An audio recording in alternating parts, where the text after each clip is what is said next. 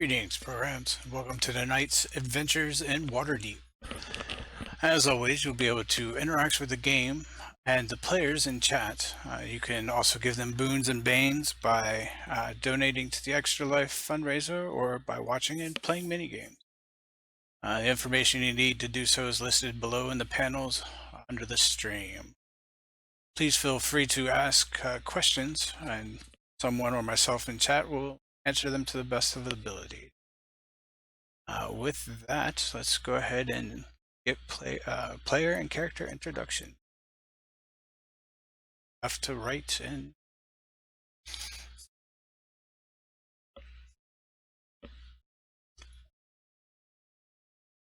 go. I am Seaspray. I'm playing Hallo Beak Tapper. I'm a Kenku monk, and she is slightly obsessed with Red because she thinks that Red might be part bird since he laid an egg.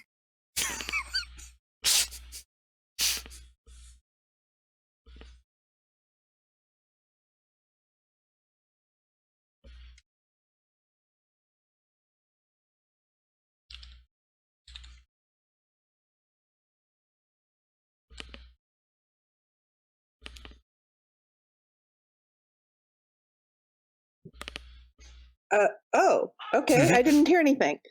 I'm Cara Sophia. I am playing Ashe. And It was all long. Ashe is a quiet one who likes to be up in hidden places and small spaces and snipe at folks with her bow.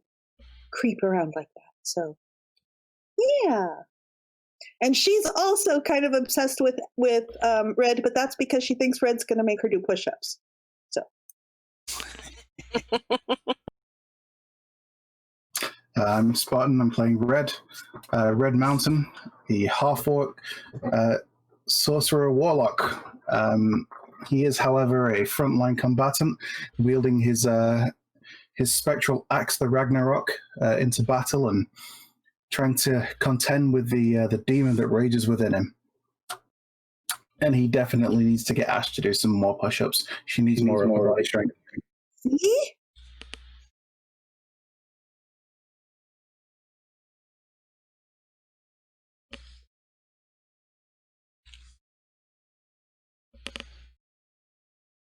Deadly 2469. I'm playing Meric, good barrel. I have a cat and I like to shoot things. All right. And I am Kilter, your DM for tonight. So let's go ahead and jump into tonight's adventure. Hi, Kilter.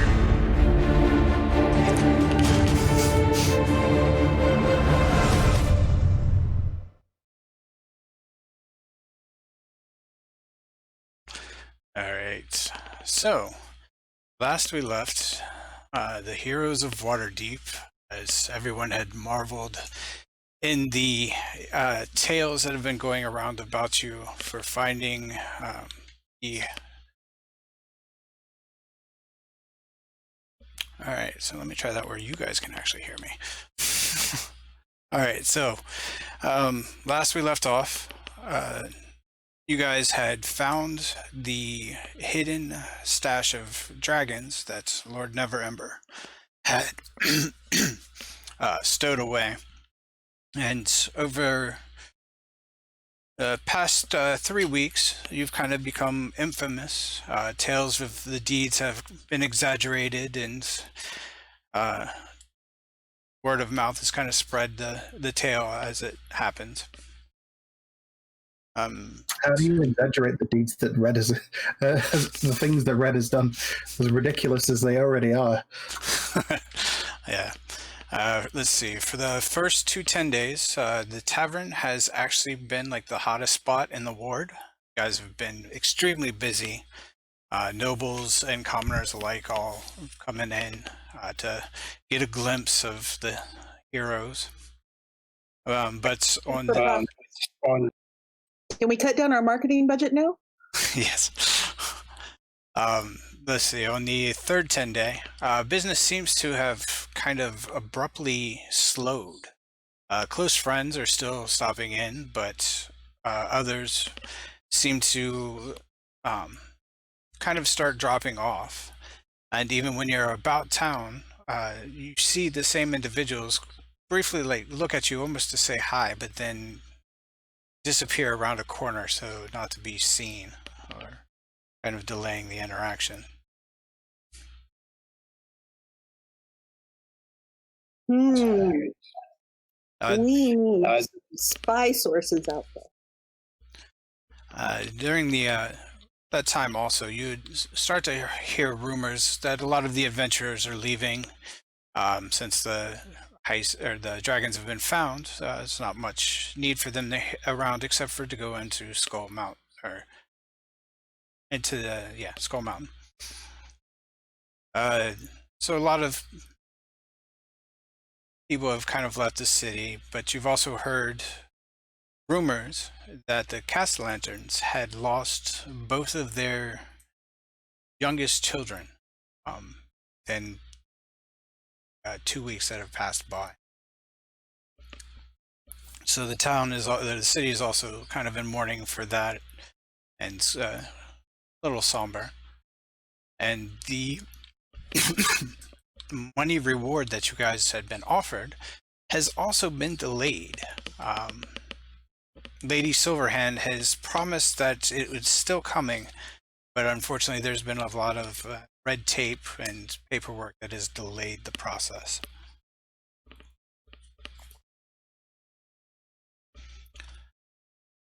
So, to catch up with the characters a little bit, what would you guys probably have been doing during these 3-10 days?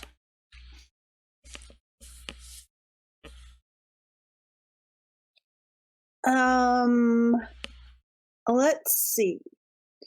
I probably would have gone back to running errands, delivering messages, and the kinds of things that I did before the whatever that illness was that put everybody in quarantine. Kind of keeping my ear to the streets and to make sure I'm current on what's going on in Waterdeep.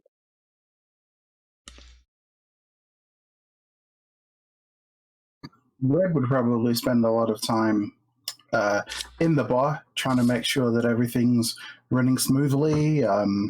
He'll tend bar sometimes. He's always looking for things to, shake things up a little bit, like a new menu item that we can add.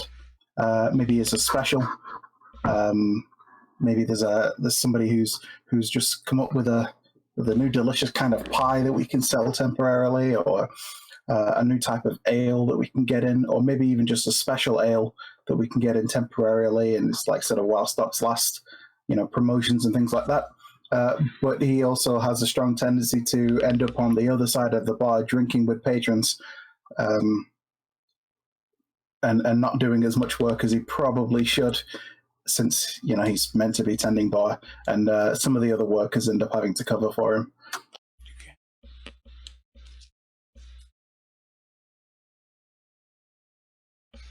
He often gets people. Sorry, go ahead.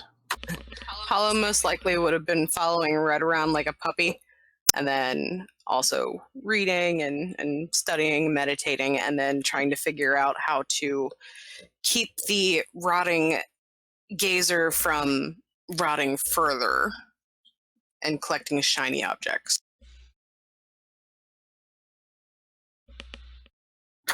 Red probably would have had a couple of people, maybe asked to look at the axe that he's able to create, the Ragnarok. It's pretty fancy looking, and it's even happened on a couple of occasions where somebody's he's handed the axe over to them and they've tried running off with it, to no avail. He just summons it back to his hand, and they're left out running in the street with nothing, and no longer are welcome in the bar.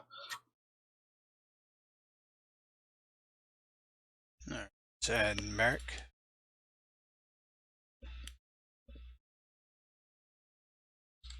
Just been chilling, researching, practicing my bow and arrow skills, and bonding with my cat.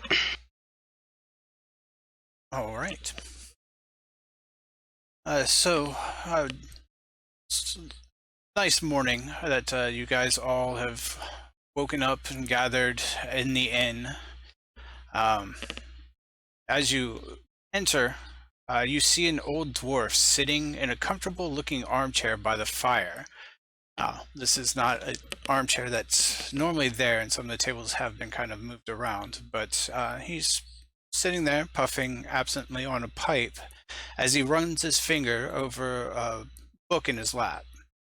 Sitting against the chair, you can also see a traveler's bag with what looks to be two other books inside of it. As you enter, he kind of smiles and says, "Greetings, travelers. Have you come here to hear the stories of another land?" He looks like Ooh, yes. this. We can all go and sit on the floor by the fire.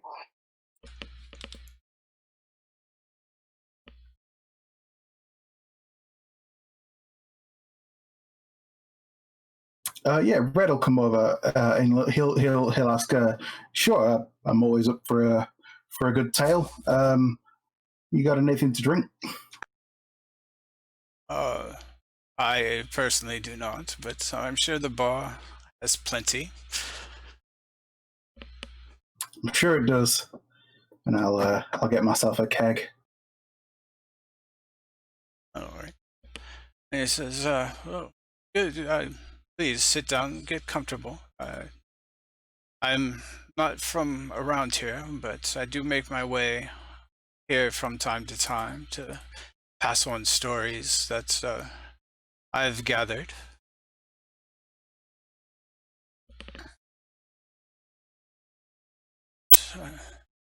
If you like, I can go ahead and tell you part of the Chronicles of Alm.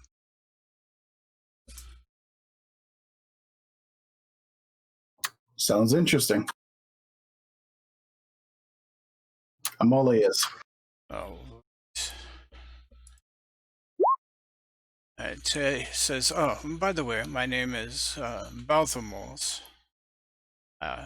It's a pleasure to meet you all." You, Hey, Meric, is Kitty down here by the fire? If so, I'll snuggle up with Kitty.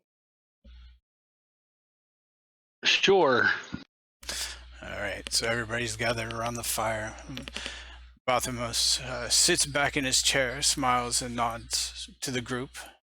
Says, "Very well. Tell me, have you ever heard the story of the fall of Mirth?" Pauses for a second and says, "I suspected not. Then allow me to tell you of it. We will start at the beginning, shall we? Always the best place to start." See, he flips through a book a few pages. Here we are.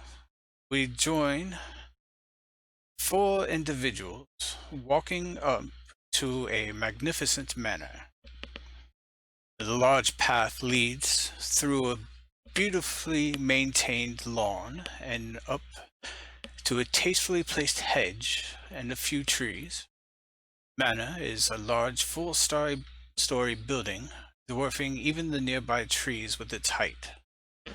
Many of the windows line the bottom floor, with a faint flicker of quite a few bodies moving around window to the left of the main door.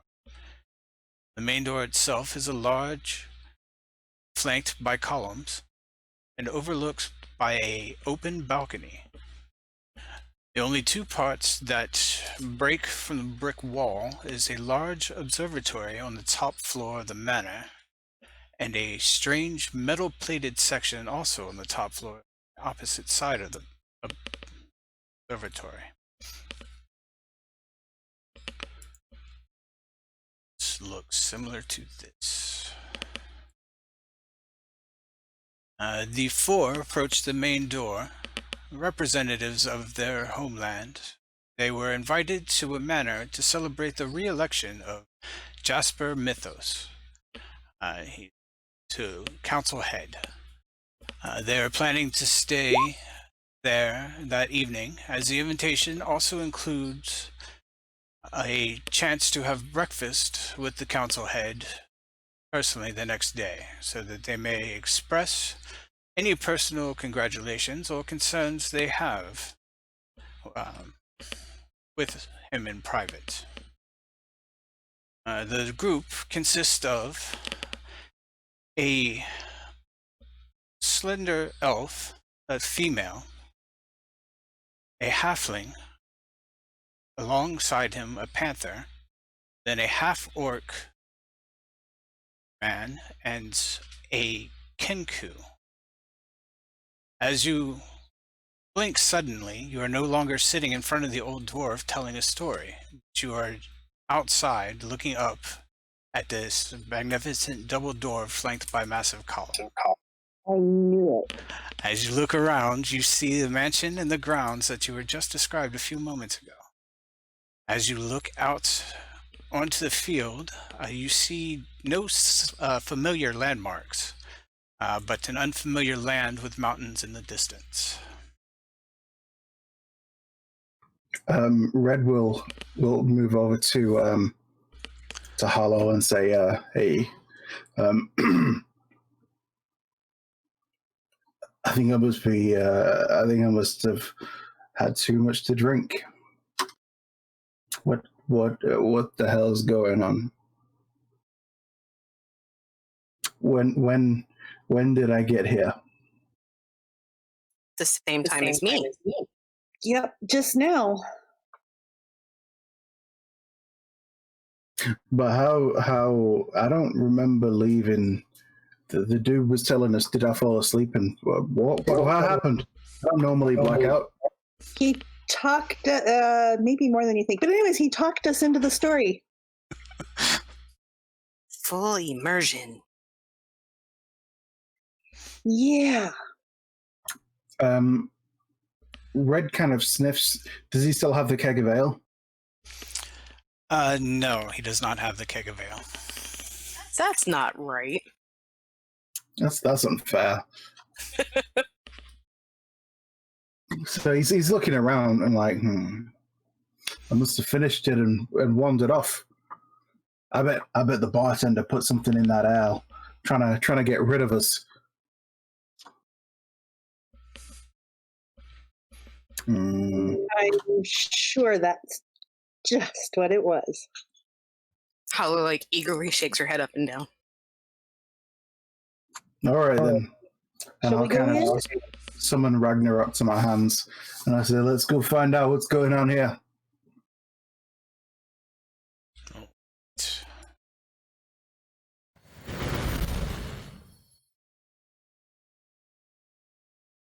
Well, let's knock. What the heck? This is a story. And I go up and knock.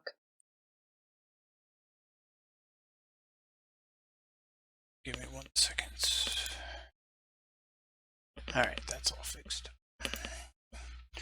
Alright, as you approach, you can see that there's a large wooden door. As you knock, the door's open, and you are...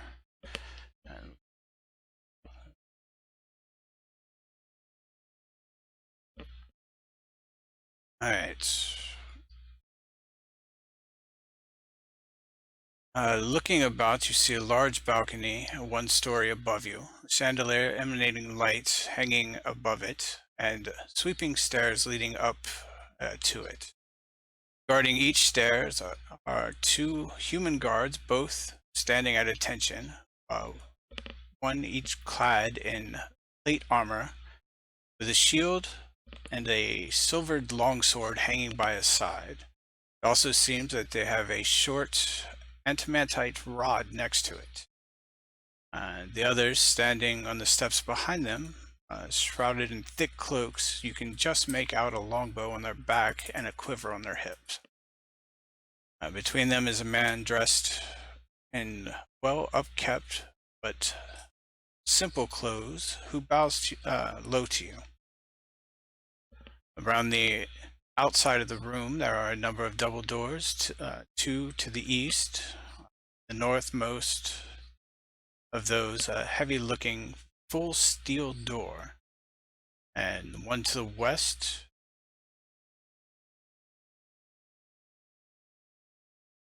and the one you just entered through. Around the main hall are hung numerous pieces of art of men and women of obviously noble stature. Also standing suits of armor and fountain decorate the main hall. Man who bows greets you warmly. Welcome, guests. We are happy to welcome you to the celebration of the reconfirmation of Jasper Mythos as council head. We have guest rooms ready for you if you would like to change out of your traveling clothes. Be happy to escort you there now. Though the tone in his voice, you think that the last offer was more of a suggestion than an offer. So I look down, am I carrying a bag that might have nicer clothes in it? You would have all of your normal at this point. He does walk up to you, Ashe, and say, it is our pleasure to entertain an ambassador of the Tessera. We are looking forward to hearing news from Tessar.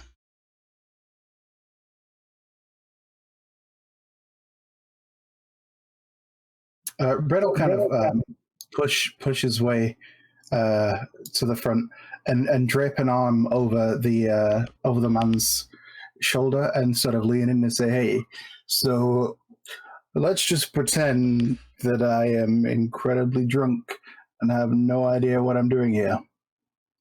You want to fill me in?" Well, aren't you the ambassadors that were invited to Jasper's re-coronation? As he was elected head council again, it is a great honor to be a guest at his party. That could definitely be true. What would that entail? What do I have to do? Well, I can again escort you to your room so you can change if you like. Otherwise, we could head to where the feast is being held and can mingle with the other patrons of the celebration. Let's say I forgot to pack any more clothes. Oh, your attire is suitable for the evening. Okay, and this coronation, will there be refreshments? Yes, sir. There are plenty of things to feast upon. There will be drink as well. That's what I like to hear. Show me the way. What was your name again? My name is. Sure, I have one. It's a good one too. We'll go with Tom. Tom, you're the man. Everybody, and I kind of point at the other guards. Everybody, listen here. Tom's the man. You're a good guy. Show me the way, Tom. Very well. Would you like me to escort the rest of you to the room so you can get changed, or at least maybe place down some of the weight that you have with you? Yes, please. I don't normally carry much. So, question for the DM. I normally don't carry much because we have a house. So I normally leave the most of my stuff at our house. Okay. So what am I likely to have with me? Yeah. Do I magically have my traveling pack with me, or am I likely to have just what I wear and carry around Waterdeep? Whatever you would have when you would go adventuring, you would probably have with you. Yeah, we magically have our adventuring packs. Lovely. Yeah. I mean, it is a tale of traveling to. So, the individuals that you are portraying would have been traveling and carrying their gear. Okay.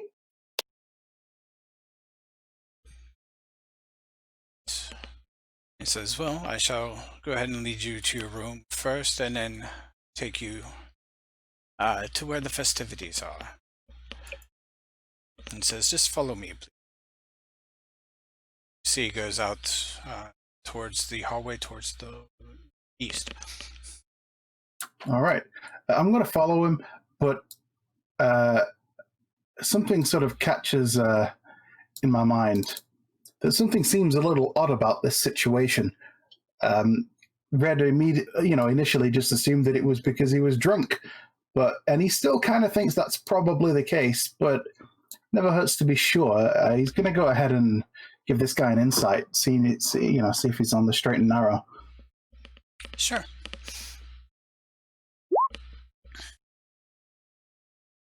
You detect nothing is. He's not being false or anything. He is 100% true in his manners and his speaking, and believes everything that he is saying. Okay, sounds good. So Tom, how long you been working here? I've been in service to the Mythos family for many a century. Wait, what? Uh, How old are you? Most of us are of many years in age. This is actually the 3rd century that Jasper will be head of the council. It's also a great day as it marks the 1,000-year anniversary of the signing of the treaty that ended the Demon Wars. I kind of take a bit of a closer look. Like, what race is he? As far as you can tell, he is human.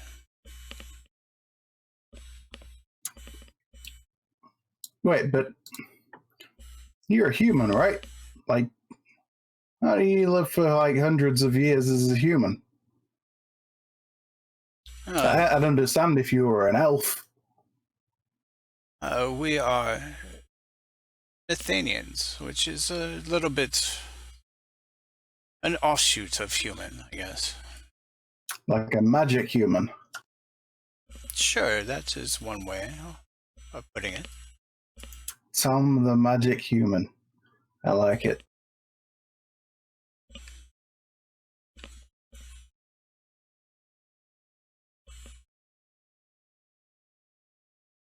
It's 20 just kicked me. Give me 1 second. He kind of points out that the next 2 doors in this hallway here are the library being the first door and a study being the second. He says that you are more than welcome to use them when you need, while you are here. Oh, wonderful. I love to read. Use on down the hall.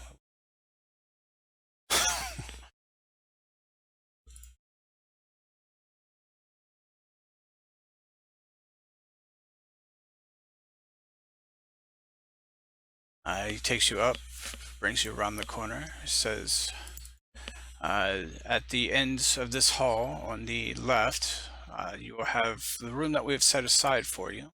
If it is not enough, we can let you have one of the others as well. I'm Wait, sure. are we all sharing a room? It is up to you. The bed is big enough for 2, but you could probably take the rooms we're not- across from each other. And we're not sleeping. We are merely refreshing ourselves, correct?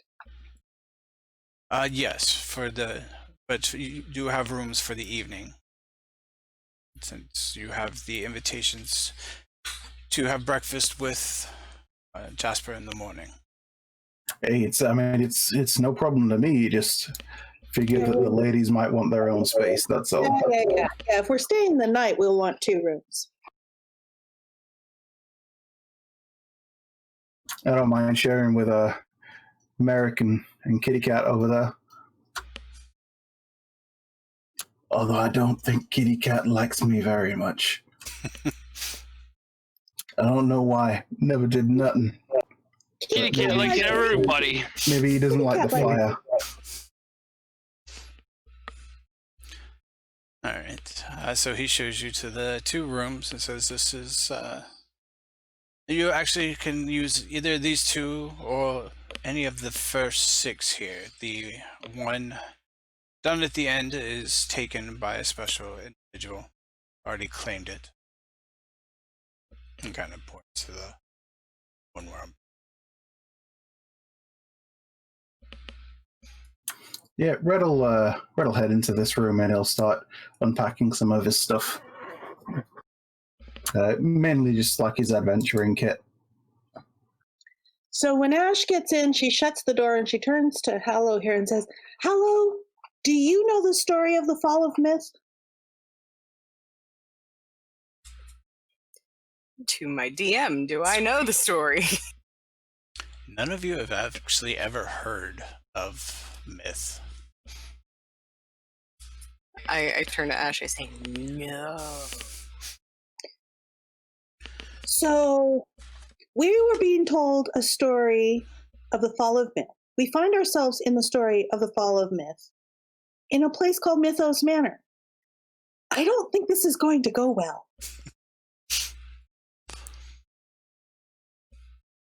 We probably want to keep as much of our gear with us as possible. At my beak and I nod up and down like, yep, sure do. Alright, so the rooms you in are well-kept bedrooms with a large wardrobe against one wall, a chest of drawers, a table with 2 chairs, and a large 2-person bed. There's a few decorative tapestries hanging on the wall, each depicting a different landscape.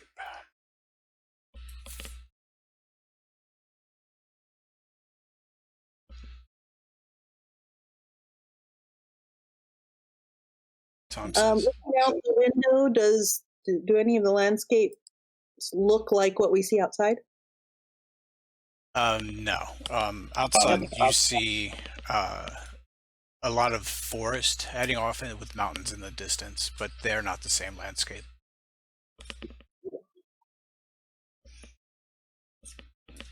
Do they look familiar at all?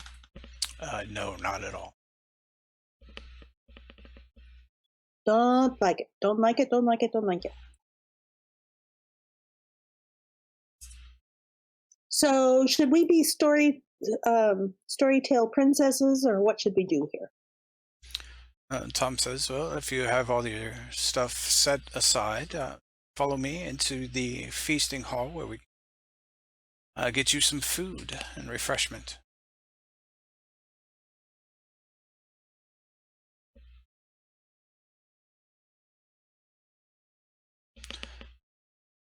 And he starts to lead back down the hallway.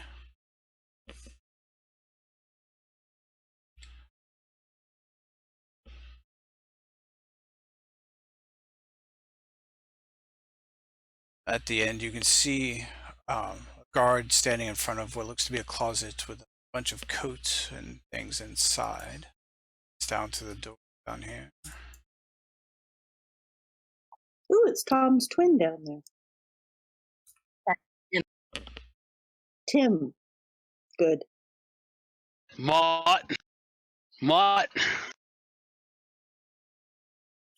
Tom's twin, Tim. Say that 5 times fast.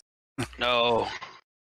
I was thinking of Mott, but only a few people will get that reference. It's Tom back. Well, no. Well, yeah, technically yes, but not the full reference I was getting at. Gotcha.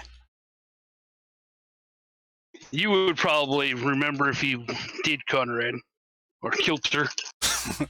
Actually, no, I don't remember at the moment. But Oh my God! Come on. Ugh. all right, so Tom there opens up the door, and this room you walk into is magnificently decorated, large, expertly crafted chandelier light with a flicker. Most obvious that magic candles light the room warmly. Massive table has plates and platters of food, as well as a few empty plates and sets of silverware sitting out. There's bottles of wine with their corks stopped in the tops. Haven't been opened, and then there are a few that are. There's also a few glasses out by the wine that you can start to your own, or the servants will do it for you. The table is a worked mahogany, obviously crafted by hands of a master. Inlaid inscriptions in a flowery script so beautiful that you're not sure if it's a language or just decoration. On the far wall is hung a thick tapestry depicting 6 great dragons: white, black, crimson, emerald, azure, and turquoise. I'm sorry, Ashe. All sitting in peace around a large fountain, seeming to be some kind of council. There are a number of well-dressed individuals milling around the large table, while any meals that have been happening is obviously over, but a few nobles are picking at the remaining food. You are greeted politely with a modest bow by most of them. You can see 2 guards are standing in the corner at attention, and servants are hurrying around the tables to you, smiling and bowing to you all, saying, "Greetings, most esteemed guest. The meal is over, but if you have not yet eaten, please help yourself, and should you require anything, do not hesitate to ask." I kind of look around to see what sort of drinks are on offer. Like, is everybody just drinking wine, or are there any ales or spirits going? All you see at the moment is wine. She's looking for pitchers of water that she can water the wine down with before giving it to Red. Red will walk over to wherever there's some wine and pour himself a glass or a mug, or whatever is used to contain it. Okay. Yeah, there's a couple of glasses laying around that you can fill with wine. There are Sure. a couple of different pitchers of water and stuff as well, if you wish to just have that. Red's going in for the drink, All right. but he's not going to chug it or anything. He's just gonna taste it, drink it at a reasonable rate. Like he's not an animal, and he is in he's at a party. He has to try and compose himself somewhat. All right. So the servants kind of bring out. He'll head over to this guy. Oh, sorry, go on. Oh no, I was just going to say the servants are moving around, clearing out plates, making sure food is still there and everything for you as you need. So Red will head up to this gent here that he's next to, and say, "Pleasure to meet you. The name's Red Mountain. I assume you're here for the coronation as well." Yes, here for Jasper's 3rd time as council head. It's a great honor to be asked to come to his party. It is indeed. Have most of you here been to his other parties as well, or any other first timers? We have been to a few of his. He kind of leans over to the female next to him. Says, "We've made a few of the parties. He's a very gracious host. Lovely food and great atmosphere." And where is it that you come from? What is it that you do? Oh, I am one of the few nobles on the island as well. This is my home and has been for a few generations now. I see. Well, I assume that he takes care of everybody. That he does a good job as ruler. Yes, he has done very well with the task of making sure that the lands are protected since the accord has been signed. Then let us raise a glass in his honor, and I kind of motion a toast. And he follows suit. All right. Well, hopefully, see you folks around later. Yes, hopefully. And I come up to the woman here, and I look admiringly at the trim on her dress. I assume this is another noblewoman? Yes. Oh, that trim is so magnificent on your dress. Do tell me your dressmaker's name. As you can see, I'm dreadfully in need of one. She says, "Oh, well, thank you. It's She gives you a name of a tailor and says, "It is odd that one of the noble." Forget the pronunciation already.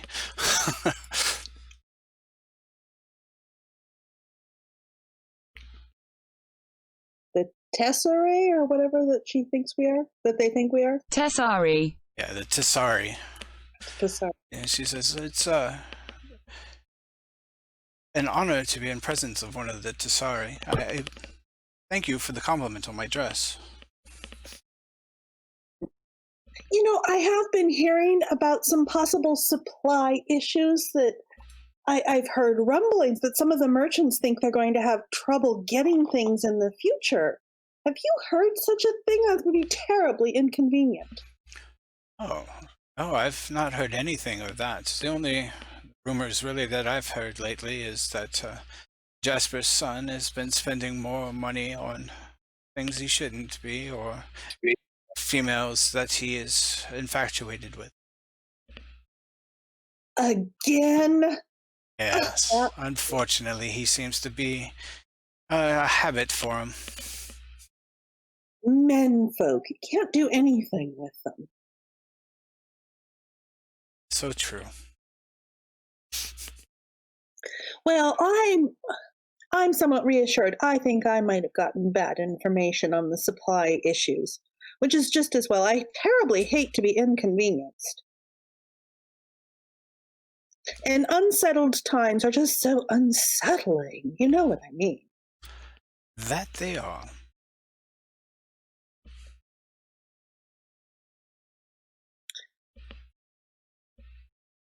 And she continues to go on with a little bit of small talk and stuff. Nothing really out of the ordinary. Nothing that sounds like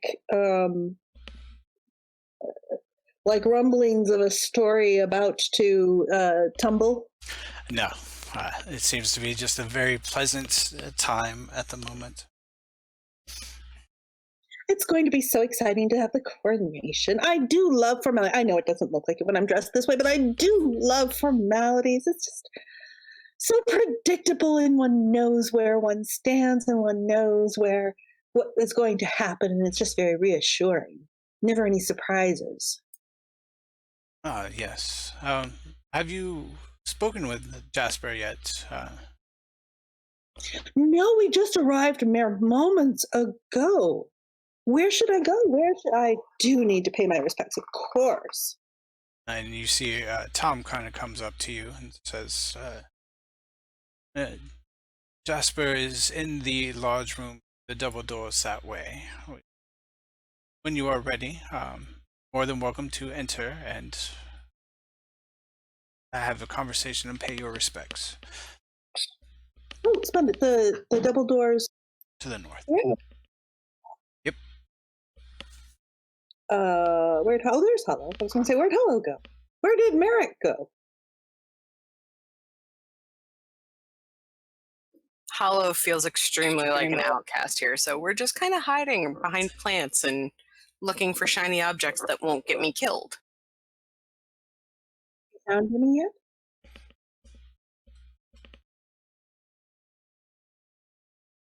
Where did Meric go? Meric. Here, kitty, kitty, kitty. Meric looks to be sleeping.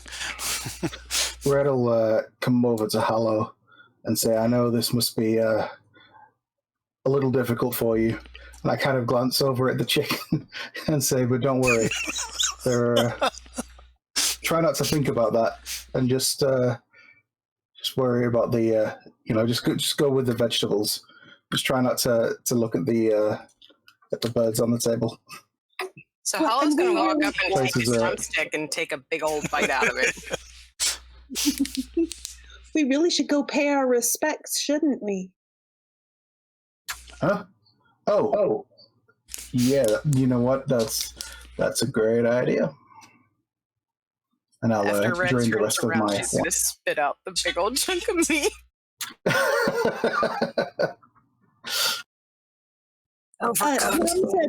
Tom said it was that door over there. All right, let's And Tom's a head stand, over and so I'm sure his information's reliable. And I'll nod to people as we pass. Holly?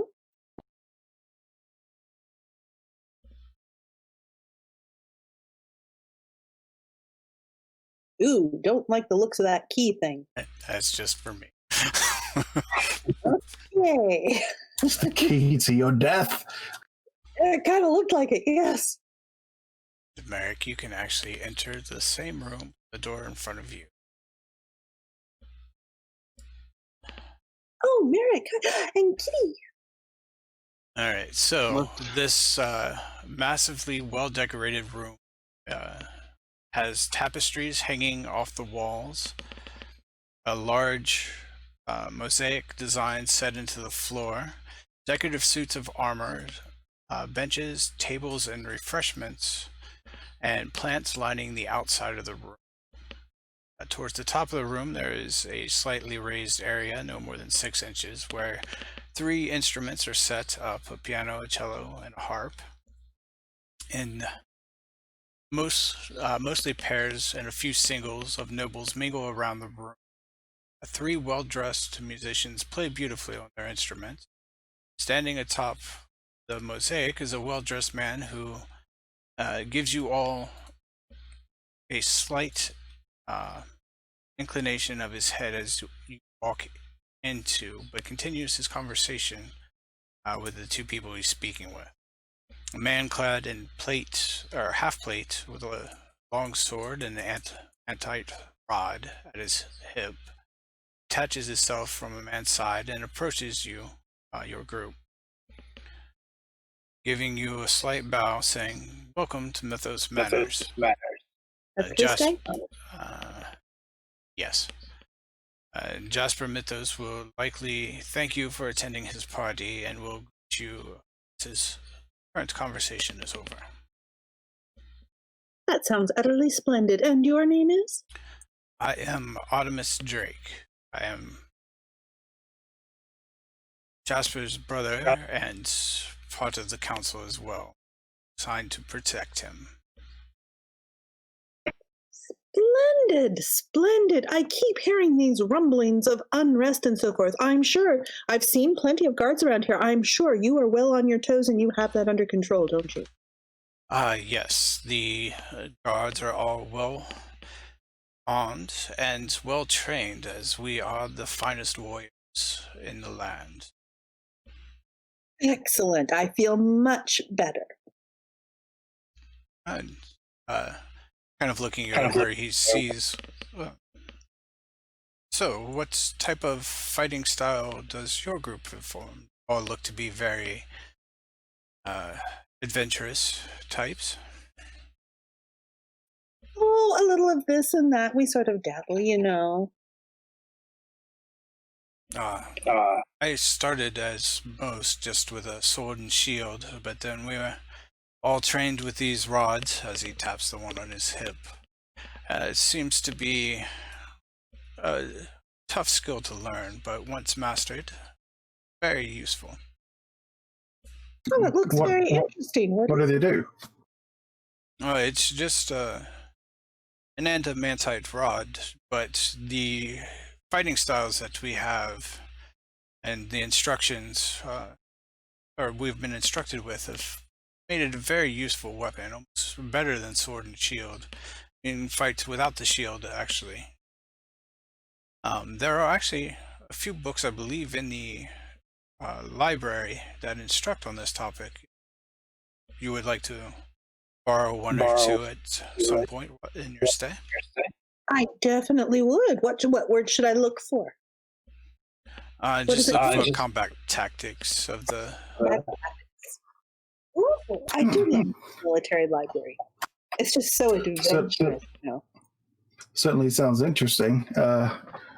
Perhaps sometime, if it wouldn't be rude of me to ask, one of your guards might be able to give us a demonstration of the prowess of your warriors. That might be arranged. I would have to see if we have time to do that, as this is more festive time, but I think I could probably set aside a few guards to do so.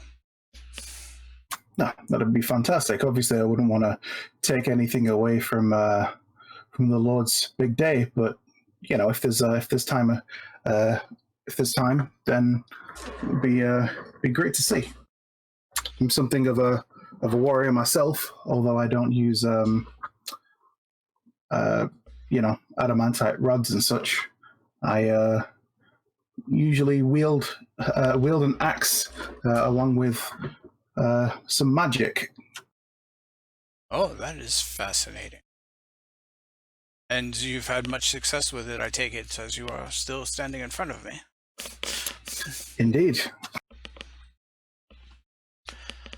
It's taken some doing to get the hang of, but and I definitely still have a long way to go before I could say that I've mastered it. But you know, it gets me by so far.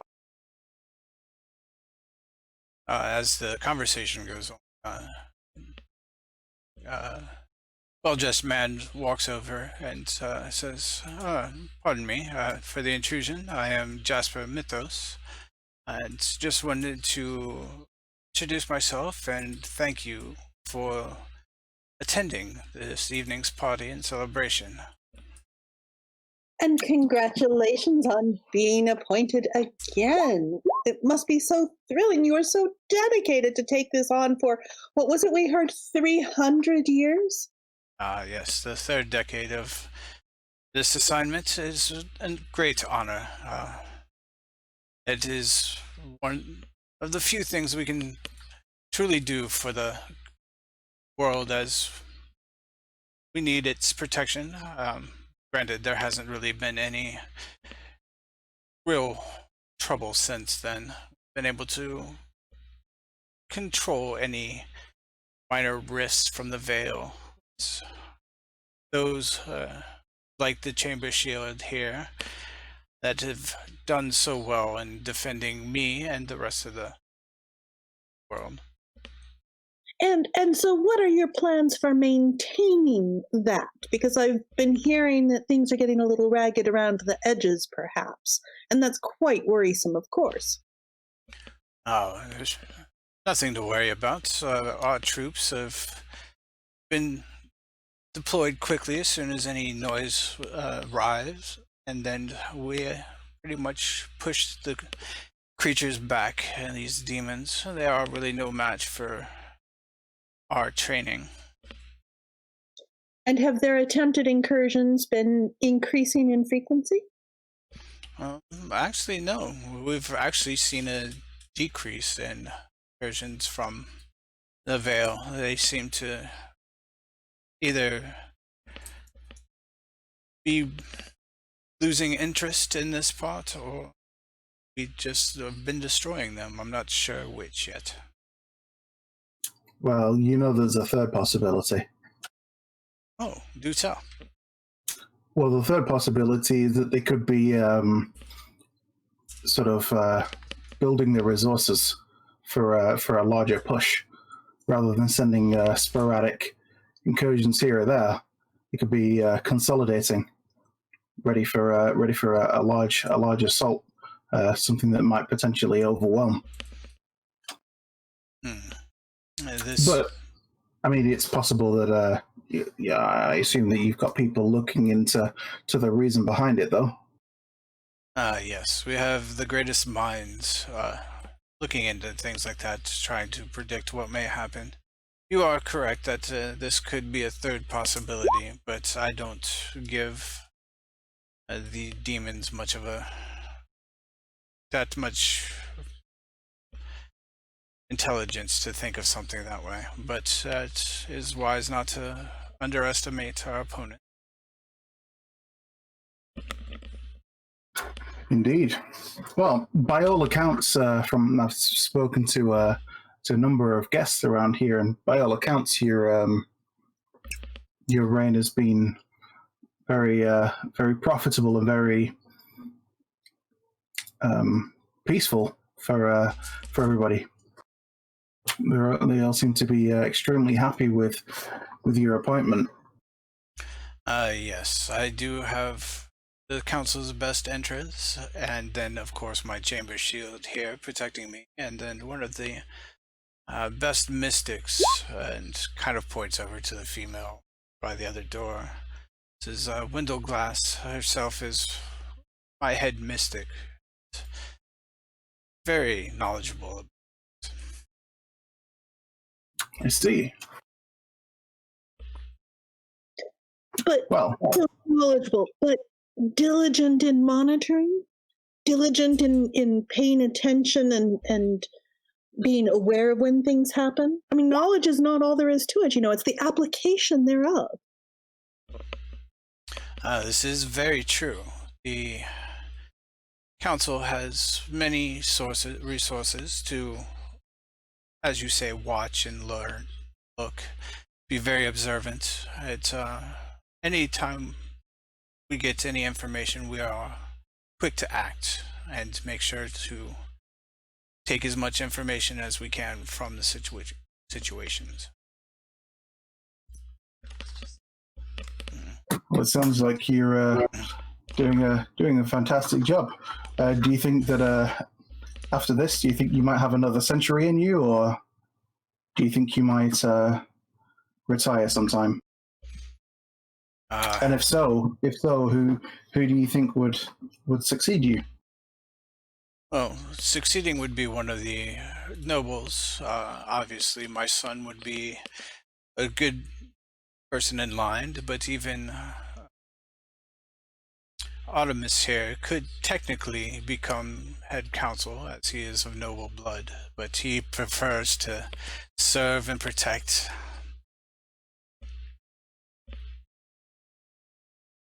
No shame in taking pride in the defense of your people. No, not at all. Sometimes it's the best place for you to be able to apply your skills.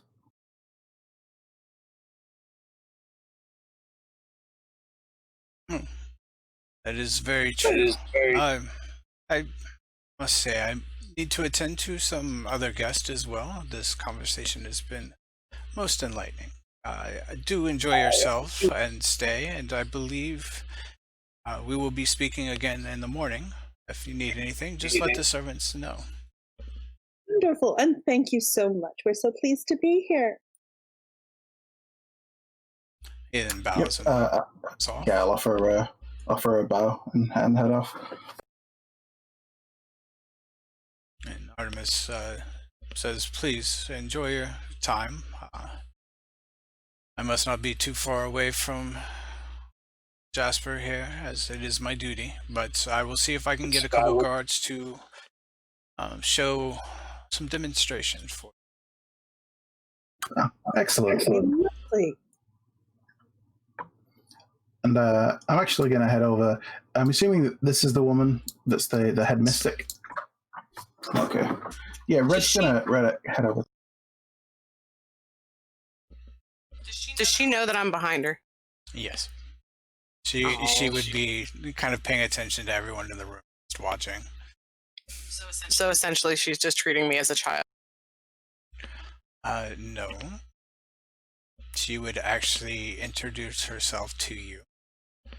as Wendell Glass asks how you are enjoying yourself. Just like, I'm Hallo. The kind of shocked, wide-eyed look. She says, "Well, hello. It is a pleasure to meet you. Don't see much of your kind these days around here." These days. Yes, the Kenku have not been on the Isle for probably a few decades now. Not many of them, at least. They've gone to find their own home. Hallo kind of puts her head down, kind of sad. She kind of says, "Oh, but it is great to have one of you amongst us again. It's always a cheerful time to see other representatives."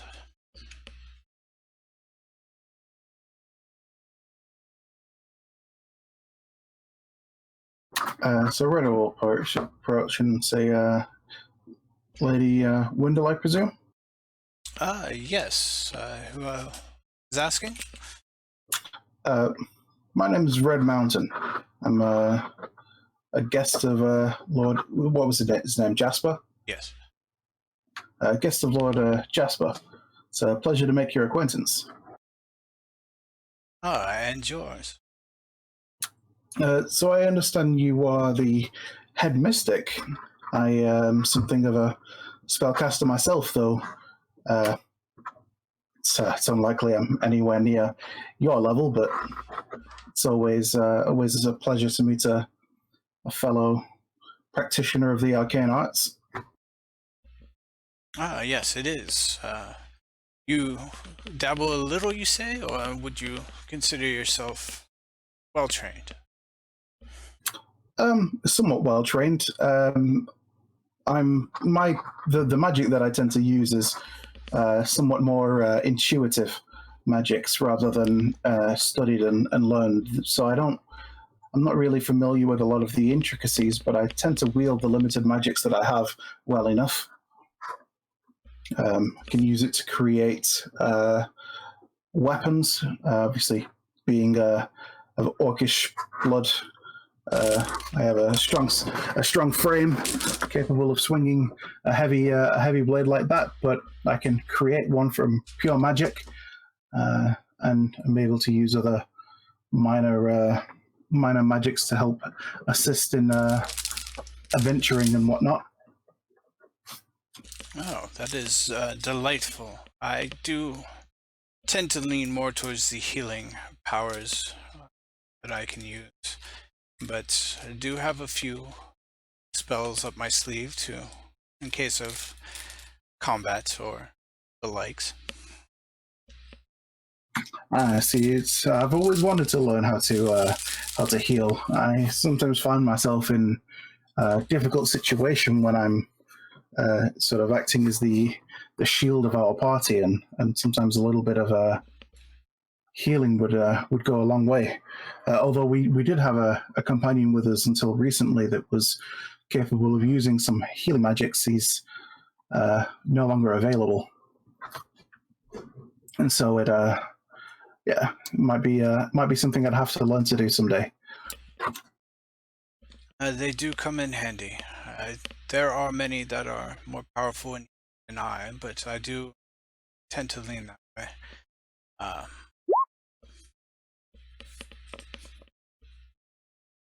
Okay, what is Ashe trying to sleight of hand?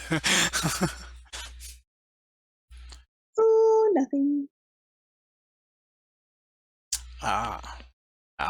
Okay. I am not facing the door. I'm looking away from the door.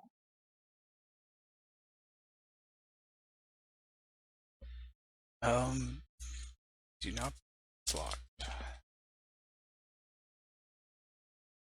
And she's kind of turned facing Red. Does anyone else seem to be looking my way? Nobody's really paying attention to you at the moment. Perfect. I want to slip through the door.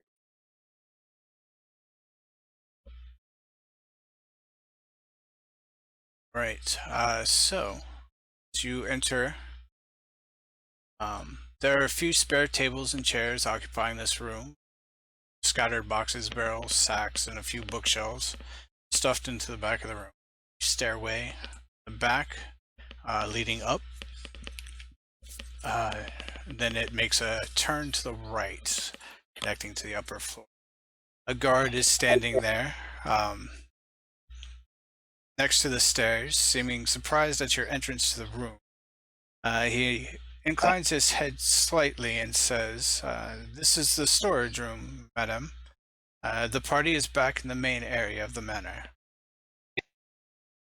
Yes, but I'm bored. I was just curious, and I look over the books. Oh, I can assure you nothing of interest is in here. I would politely once again ask you to return to the party. At a quick glance, can I tell anything about the books? The bookshelves just have a few like random items and stuff on them. Actually, books.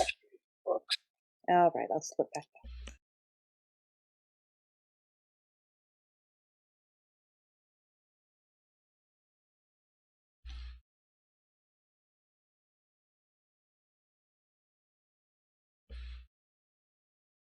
Got you.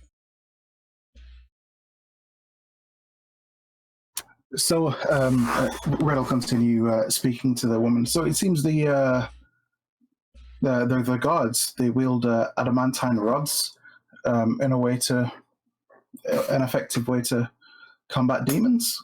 How does that work? I mean, I understand that adamantine is useful for damaging mundane objects and constructions, but had not thought it particularly useful against demons. Yes, the shades that plague from the veil seem to be resistant to almost any object not made of adamantine. So Jasper had decreed that all shall learn to use the rod. I see. It's interesting. Actually, my companions and I have fought a couple of devils at one point, and there was a bit of a similar issue with them being resistant to mundane weapons. Yes, it can be pesky dealing with otherworldly creatures. But having grown in my use of magic, I'm able to project that magic into the axe now, and so it's no longer really a concern. But it's interesting to know. Where do you get the adamantine from? Is there a mine somewhere nearby, or do you have it imported? We have a little bit of both. It's a little hard to come by, but we have enough to at least outfit our troops with. I was just asking because I had considered possibly having an axe lined with adamantine to increase its effectiveness if we need to break down a door while we're adventuring, or we're somehow trapped somewhere, or there's a nefarious trap that we need to cut our way through. No, that would be a wise decision if you are able to find any. Like I said, it is rare to come by, but we have our sources. Unfortunately, it's we don't really have any to share, as it's been one of the main line of defenses against from the veil.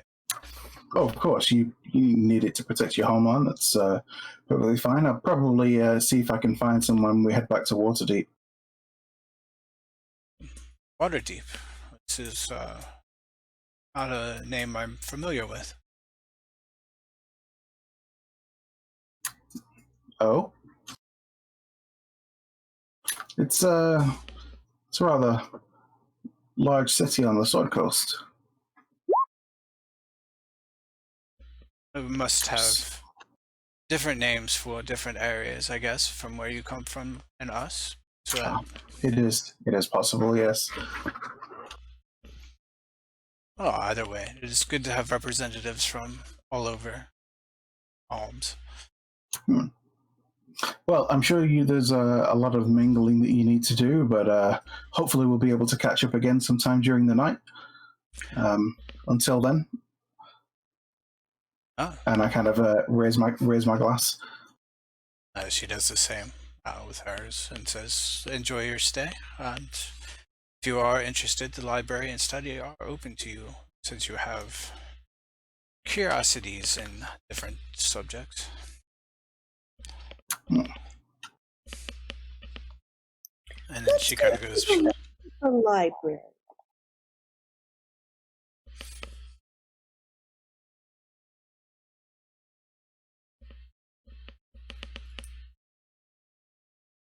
"All right, so you guys are now free to wander the internet."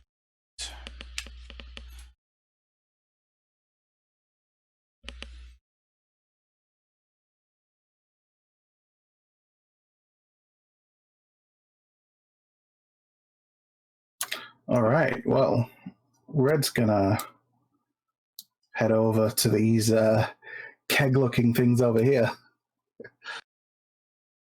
Pour himself another drink. All right.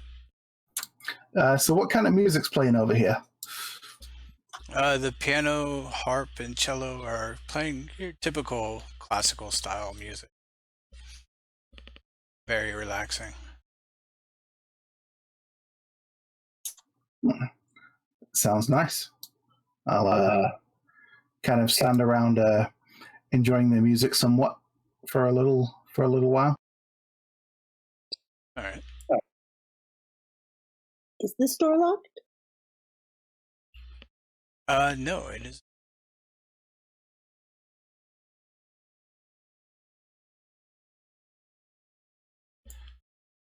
It's a cleaning closet. I was gonna say, it looks like This sizable cleaning closet is full of unusual cleaning supplies, or the usual cleaning supplies: mops, brooms, soap. Nothing seems greatly interesting here. Is this door unlocked? Yes, that leads to the study. Ooh, you found the study. Where are you? Aha, there you are. Ooh, you tried a door right in front of a guard. That's very daring of you. I'm like a 12-year-old sociopathic child, so it's okay. All right, this is a very comfortable room that's warmly decorated. Decorated lushly with desks, plants, chairs, and benches, as well as bookshelves about. There is a well-dressed man and a well-dressed woman sitting in a chair facing each other over a chessboard. One glances up and gives you a polite nod before returning to the game. I'm looking through the books. I'm looking specifically for the tactics and strategy stuff referenced. I'm also looking for history books and story books. Okay. Most of the books in this room are just storybooks, but none of the authors seem to be ones that you recognize.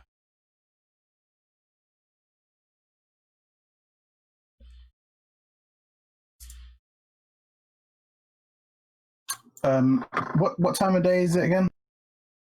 It is starting to get later in the day, so the sun is probably going to set in a couple of hours. Okay. Red actually has a bit of an idea, and he's going to head over. He'll ask Meric to come with him, just because he'll probably have a better head for this kind of stuff than him. and head over to the study. Joining them in the study. Sorry, I just need to keep scrolling over. Are there any kind of papers, pens, Oh, any okay. writing implements here at this desk? Let's see. It looks like there's actually no writing implements, just books. Yeah, most of their storybooks. There's a couple of science and philosophy, cooking books, but mostly storybooks. Red's going to look for any books on like cartography and maps and things like that. You do not see any in the study. Take a step outside, and there's a guard here, and I'll say, "Excuse me, I couldn't find one in the study, but do you happen to know if there is a map anywhere of, either just the surrounding area or of the the world as we know it?" There are a few atlases in the library down the hall. Is that just the next room down? Yes. One of the nobles sees you guys enter and asks if any of you would like a game of chess. Hallo, who's still there. Yes, please. Says, would you like to put a small wager on it? How small we talking? Well, I only have 10 electrum pieces on me at the moment.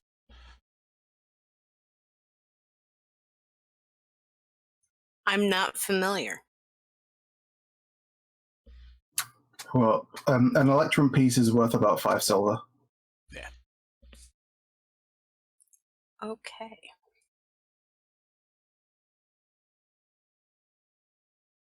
Would you take 1 gold? Yes, I guess can play for 1 gold. Okay. Alright, so the one kind of moves over out of the way so you can sit down. So go ahead. Intelligence check.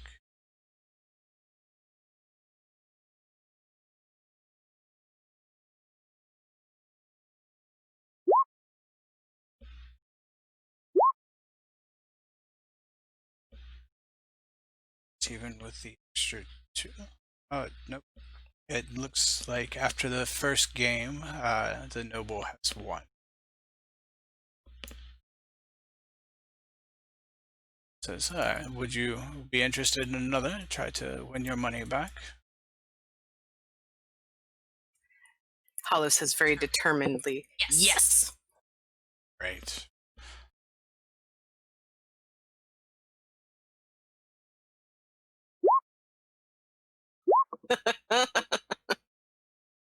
Alright, so you'll be occupied for a little while. Up the library. You see that the nobles have, or the servants and guards, whenever you walk through a door, they close it after you enter. Okay. And while we were still in the hall, Ashe would have leaned over to whisper to Red, did that lady really say she'd never heard of Waterdeep? Yeah. Do you think we're far away in time or space? Or do you think We could just be somewhere far away. She did say that maybe they call it something different than we do. I think I remember hearing that Waterdeep used to be called something else back in the day.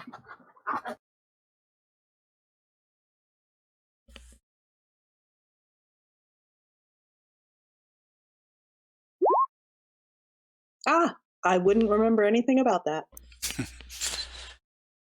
All right. So yeah, I'm gonna start looking for like an atlas or something. All right, so real quick as a description, there are a few tables and chairs in front of this room. The room is very definition of the word library. Stuffed to the floor to ceiling with books of obviously very well cared for collection. Each spine presents to the world with easy legible titles. There doesn't seem to be many topics that couldn't be fit to this library. There are also two men quietly reading at a table, one servant standing near the door who nods but does not address you directly.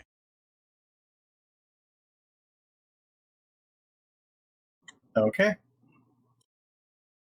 Yeah, I'll give the servant a little nod as well as I walk in, and I'll say, "Excuse me, where might I?" Low voice. Where might I find an atlas? He walks over to one of the bookshelves and pulls it off for you. Thank you. And I'll head down to this table down here and unfold it. All right. You, after studying, thank you for the follow, Cal 90. Huh. All right. So, looking at the atlas, you learned that the world is called Alms, and that it's not actually, or that it's actually only half of a globe instead of a normal shaped planet.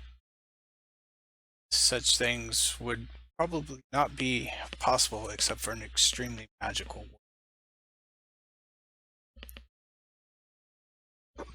world. I think you're talking, but you're not talking to us. Damn OBS. All right. So, sorry. You, after studying the atlas for a little while, discovered that the world is called Alms, and that it is actually only a half of a globe instead of the normal shaped planet. Such things would only be possible in an extremely magical world. So yeah, looking through it and figuring that out, and I'll look over to Ashe and say, "So this place is we're not in favoring." So we are off in the story somewhere. Yep. Oh, goody. The fairy tale realm. You know what that means, though?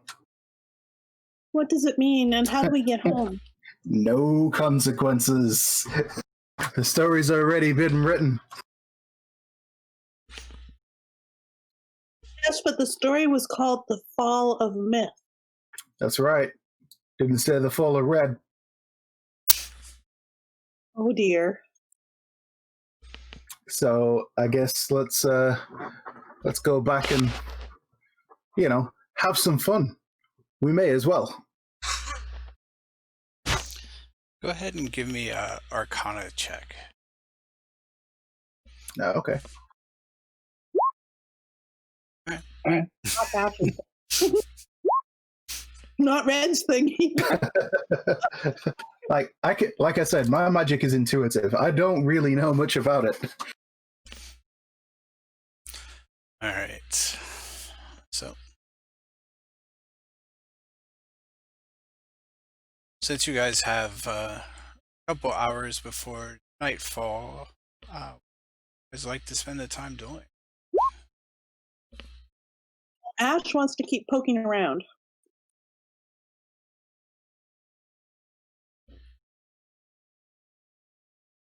All right. So after a couple of hours, the chess game ends. What can you give us a description of the head mystic woman? Like what's she like? Is she like an old woman with an old wizened sort of noble woman? Is she all right? Red's gonna spend the rest of the time hitting on her. Okay. He figures, it's a story, and he knows all about fairy tale endings.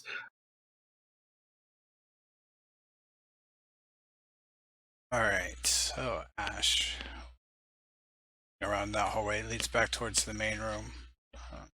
Yeah.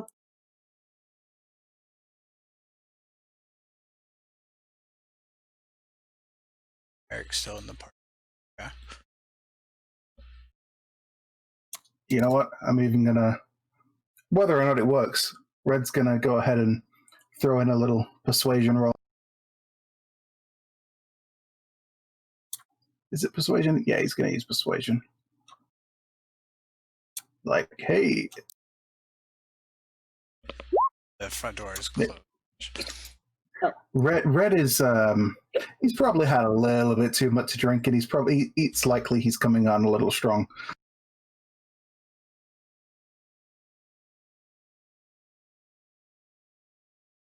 Oh, the front door is just. So, am I able to open the front door? No, actually, it is locked. Probably best to not pick it right in front of these guards.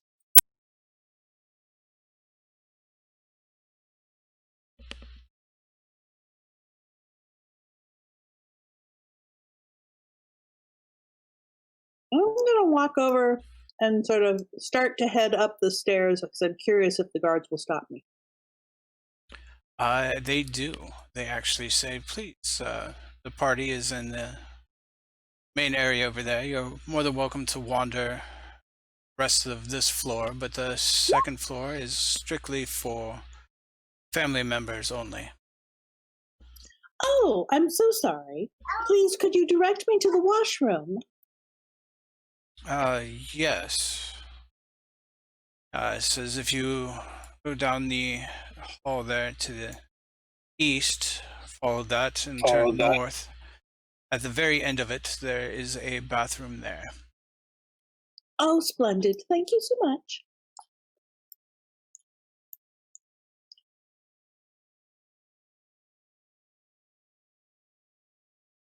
Hallo. Hey, Hallo. Hey, Hallo. The main doors are closed and we cannot get out. And they So won't it's let a us cage? upstairs either. We're stuck There in was a a cage. stairway. There was a stairway in the storage room off the party room, and the guard there wouldn't let me go up. Wouldn't let me anywhere near those stairs. The two guards out here in the main room won't let me go up those stairs either. Then we must get up the stairs. I know, right? Is this door locked? It is not. Let's check out this door first. The one over by you or the one by me? By you first. You keep an eye out, make sure they're not looking my direction. So I can see one of the guards or somebody from here. As you open the door, you are greeted by one of the guards, who again says, This doesn't look like the washroom. no, ma'am, the washroom is up at the end of the other hall. Which other hall?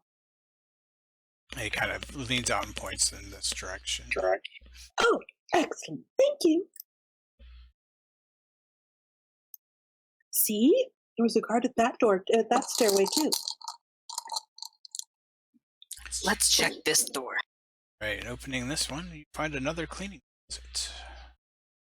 With all the usual cleaning supplies.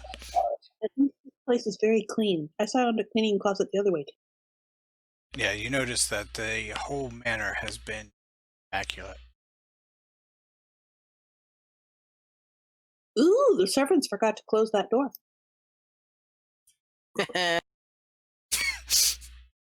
Still working on closing them. This was the washroom? Yes.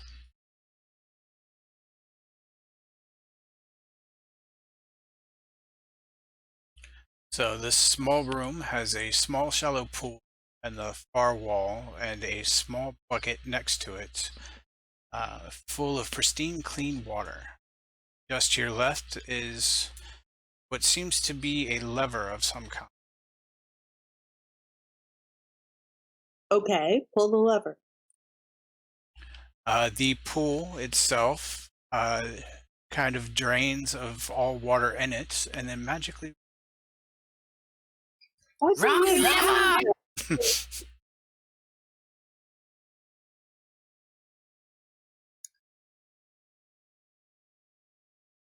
Excuse me, sir.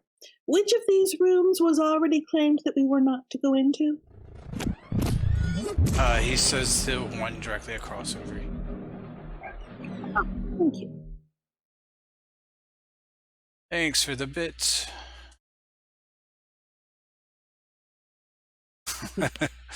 Thanks, Dirty Shore. So let's see. There's the party room, the study, the main entry room. We don't know what's on the other side of the main entry room. Or was that the dining room? I led towards the dining room.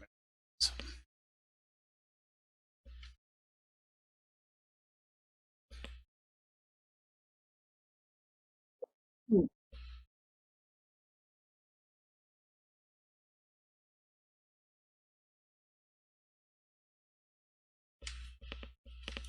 Well, I think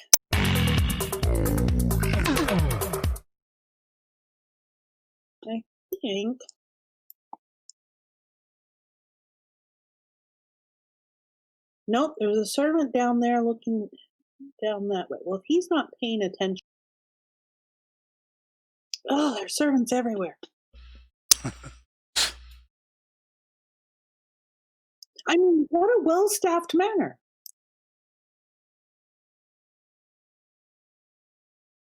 I hope they're being paid well just to stand behind closed doors. Good point. We should go interrogate the one down here. Lead the way.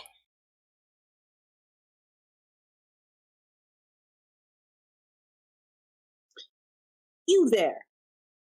Yes, madam. How may I help you? You are the code clerk? Yes. I am in charge of the codes for the evening. Splendid. So now tell me, are your wages quite adequate? I want to ensure that you are being paid what you are worth since you provide such a valuable service. Oh, yes. We are well taken care of here at Mythos Manors. How long have you worked for the Mythos family? I've been a servant here for maybe 2 decades now.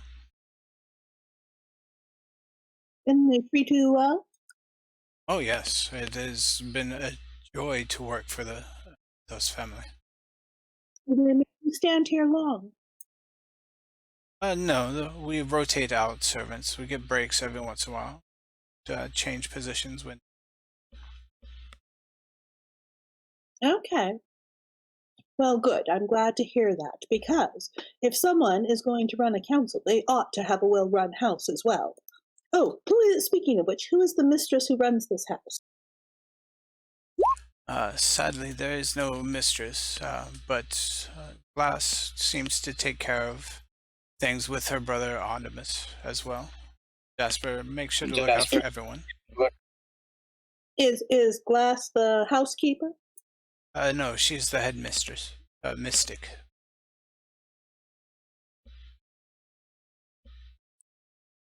And she tends to the household things. She tends to make sure that we are doing what is needed as well.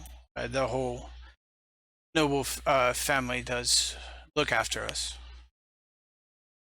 Okay, very good.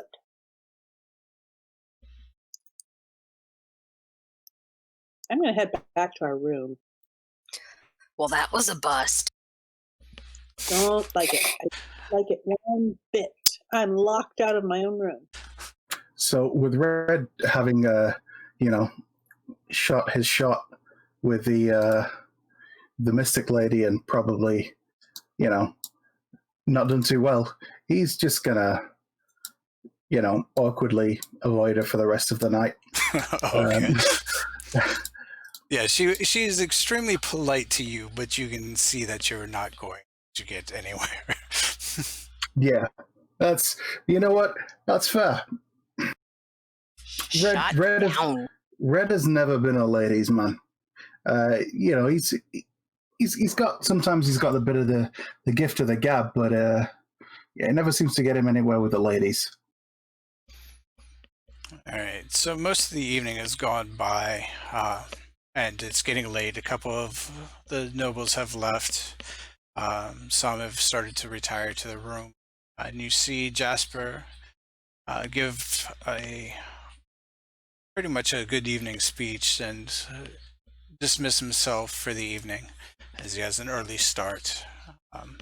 See him and the other two head out and make their way upstairs.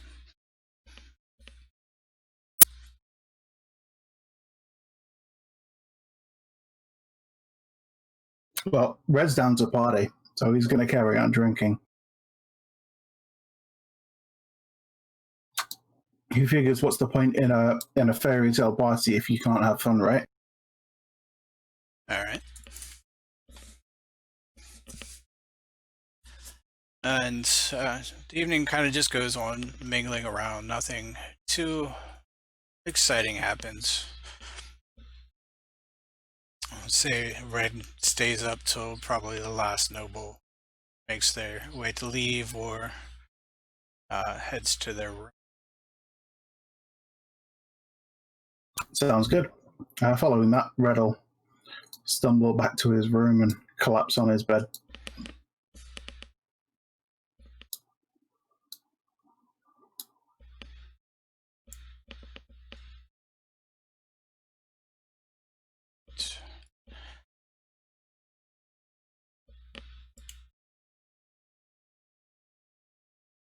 All right, so everybody, Meric, you're going as well, I take it.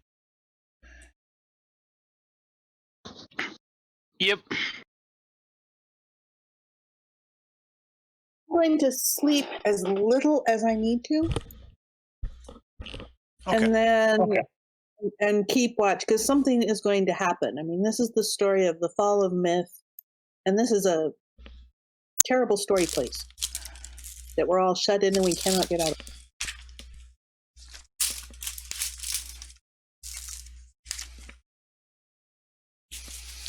All right, so as you guys lay down and start to fall asleep, you don't really get a sense of rest, as the manor, which has been warm and very bright, all of a sudden seems to be less inviting and a lot colder than it was a moment ago. Even the hearth blazing with fire seemed to give off little heat. Silence prevails the halls, and occasionally you hear floorboards creak a little bit. But even the torchlight that may be in your room is dimmed a little. So I'm listening carefully. And the atmosphere has seemed to become a little gloomy.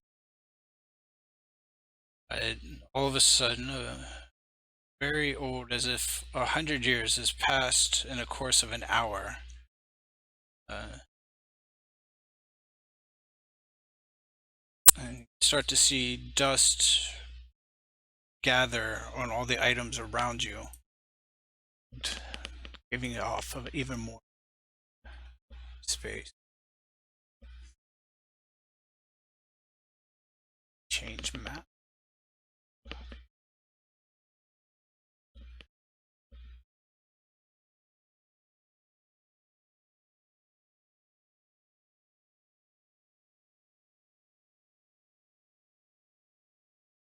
We had to change maps to be in the same place?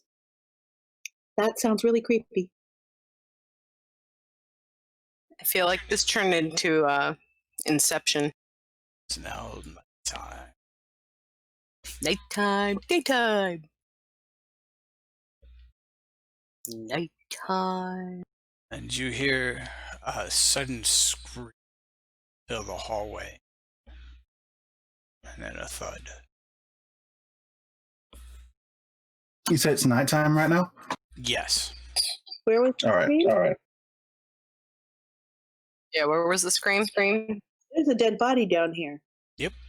Came from that direction. Is it Tim or Tom?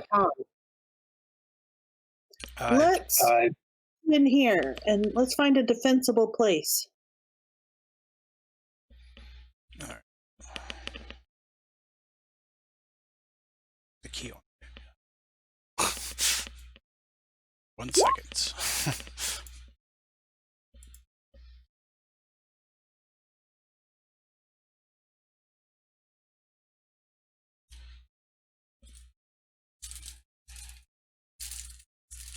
All right, so as you open the door,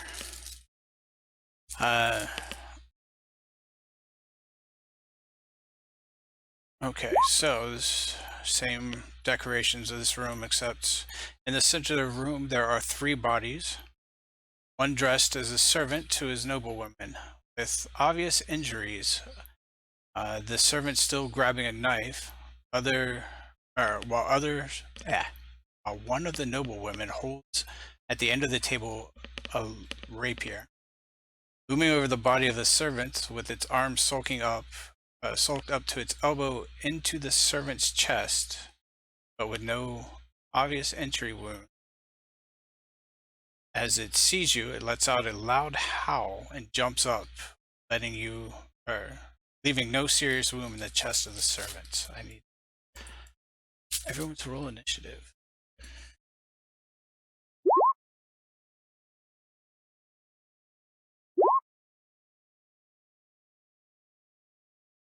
Getting my nat 1 out of the way.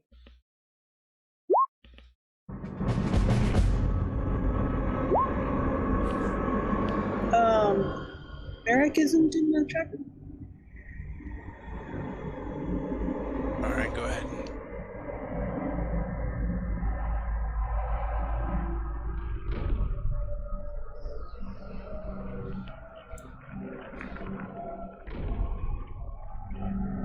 Eric, tracker.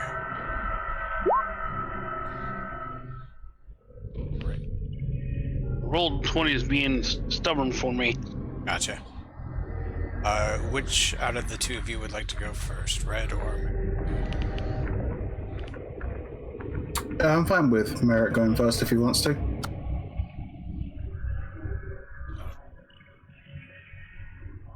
All right. So this horrific figure. Roll 20. Turns and starts to move towards you.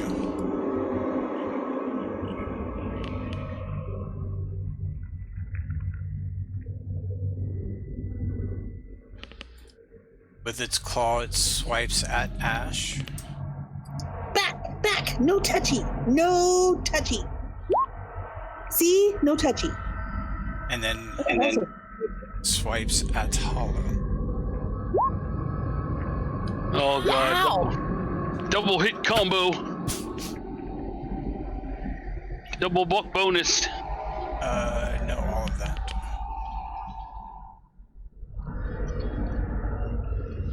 Wow. 6, 7, 8, 10, 11. So 11 damage. Oh, goody. Critting like a machine. Up Meric.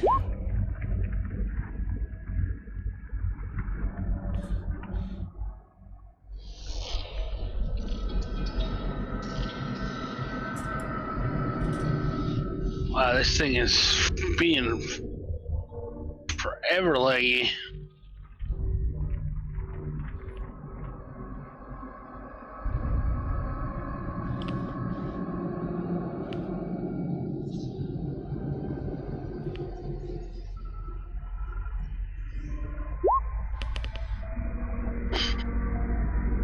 I didn't go so hot. Right, so it just misses, actually. Oh, yep, it just misses. Body.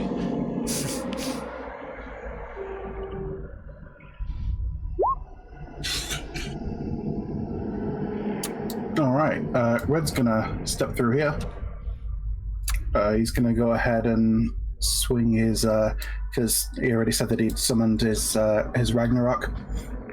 Yeah. And he's going to swing it with a booming blade towards this strange creature.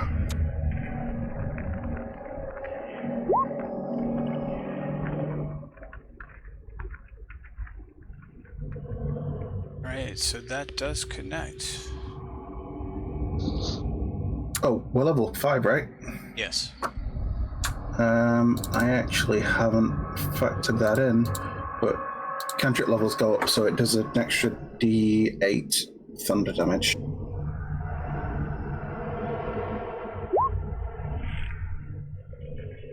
So 23, and if it moves, it's going to take another... Actually, I need to roll 2d8. You said it takes 23. It takes 23, and if it moves willingly, it's going to take 8 more thunder damage. All right. Yep, it actually dissipates. And that I'm going is to fix those that now. combat.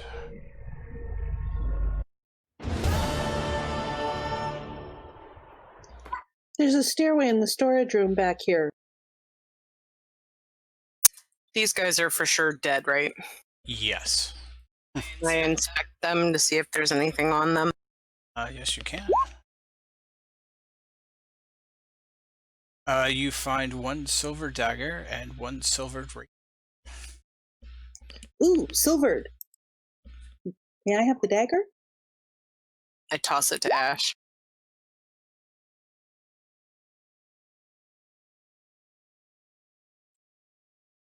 I suppose I could. I do have a short sword. I could use it, but I want the dagger more.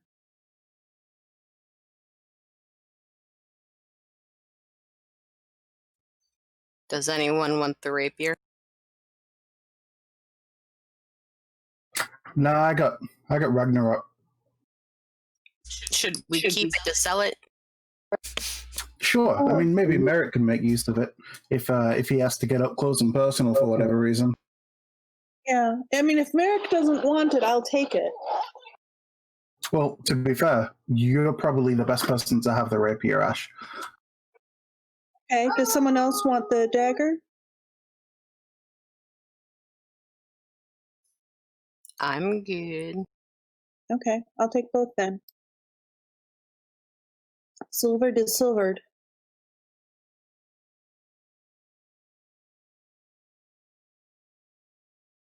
Nothing else on them? Nope. Can I see how they died? Because you said the servant doesn't seem to have any wounds on him, but that thing had its arm up to its elbow in him. Yeah. You don't see any actual wounds on the servant, but are definitely dead. How are the windows looking at the back? Are they intact? Does it look like they were broken? I know they are all intact. Okay. And all the other doors are shut. Yeah, we want through this door. There's a storage room with a staircase up.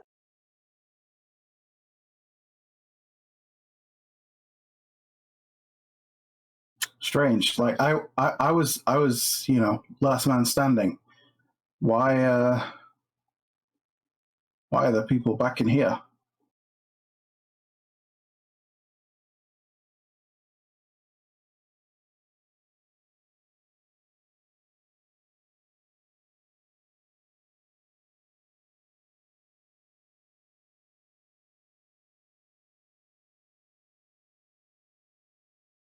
It's odd.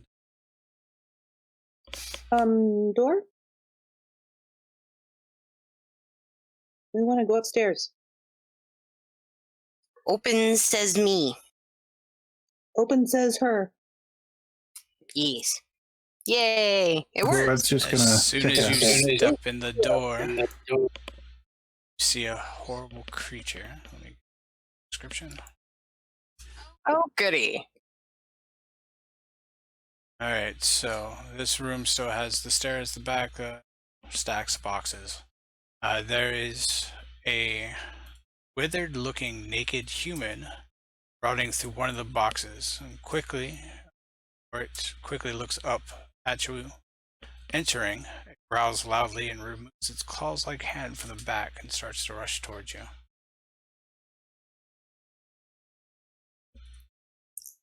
Why not?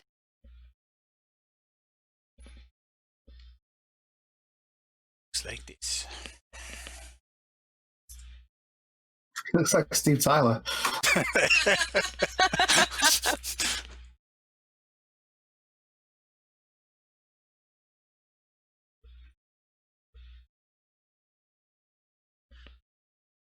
Alright, so again, need initiative rolls.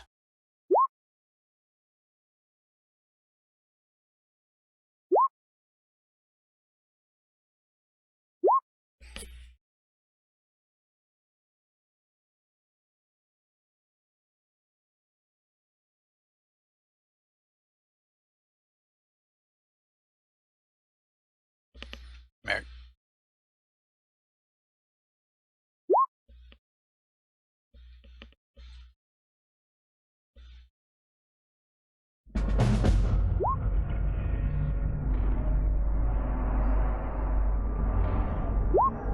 These things have crazy initiatives. They're really ready. This is like not maybe the fall of Myth. It's definitely the fall of Myth.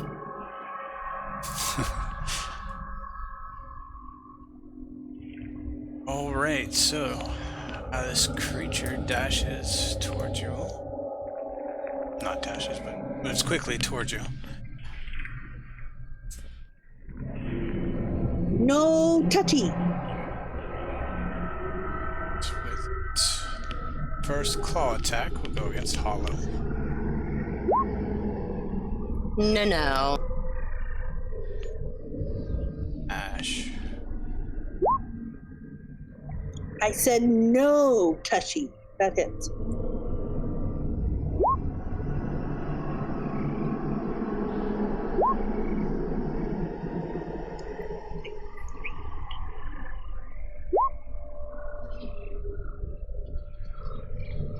I am going to swipe at that thing with the silver rapier. I haven't yet figured out how to I don't have a sheath for.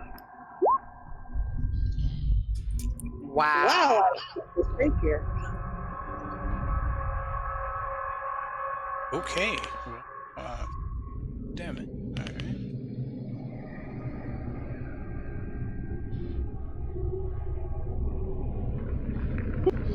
And then I am going to cunning action disengage and get onto the stairway.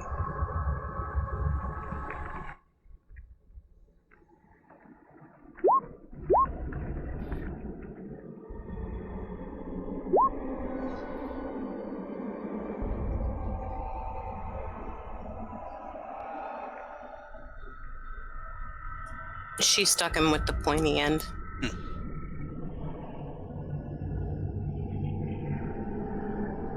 Alright, kitty cat.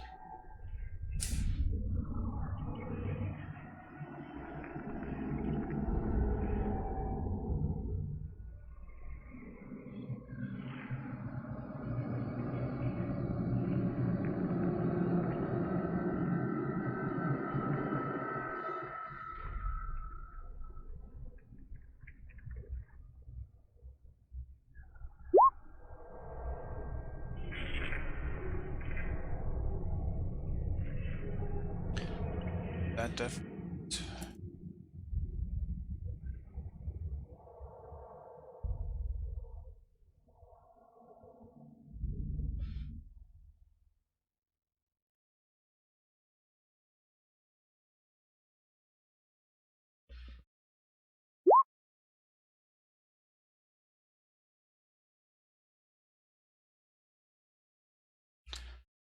Don't forget to hit the check mark.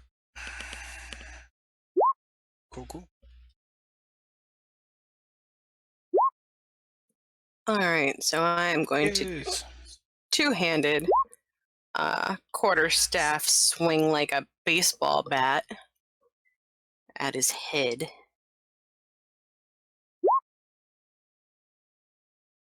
Dun dun dun.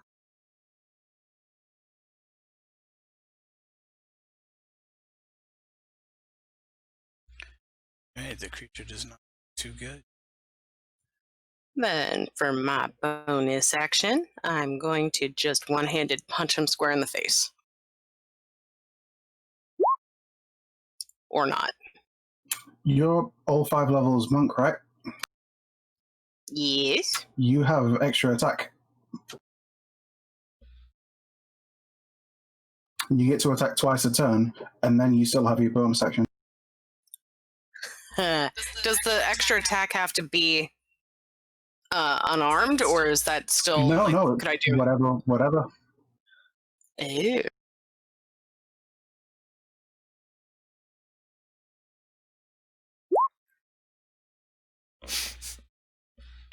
Gee, thanks. You're welcome. So it won't be in order because I already used my unarmed bonus attack. It doesn't Oh. have to be in order. So I'll just, have a nice backswing. Or not. Got that crit out the way and it overzealous.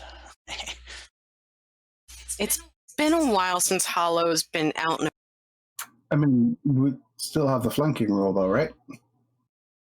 Yeah. Ooh, Yes, and she's yes, flanking you with do. two. Dun dun dun. Did more damage with a non-crit than you did with a crit.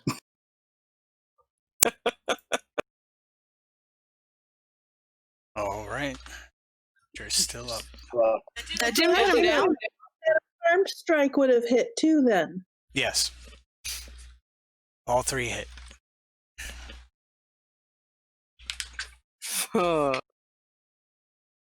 Alrighty then.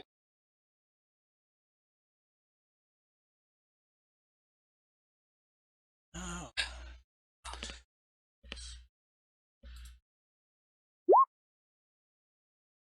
All right. Well, Red's gonna move a little closer. I don't know why Arid Extra Drive just popped into my head.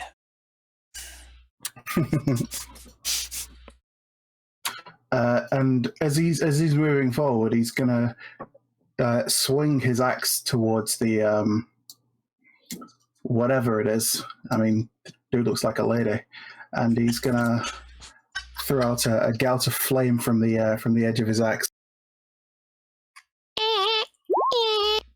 Oh, That will miss.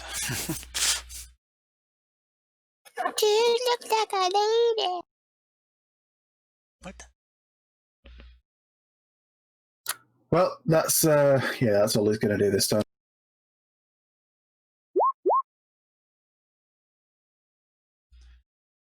Oh wait, Meric and I got the same initiative again.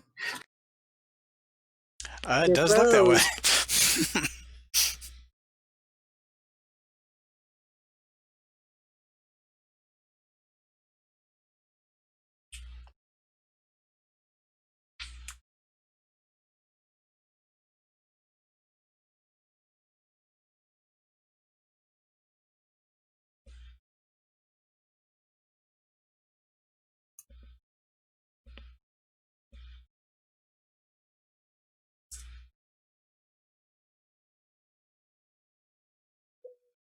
Meric? Or am I not hearing, or is no one speaking? He's not talking. I wonder if it's Oh, lagging.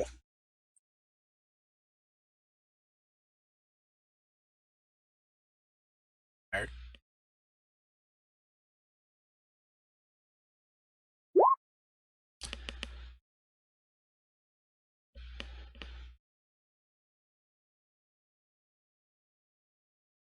Right. 18 will hit.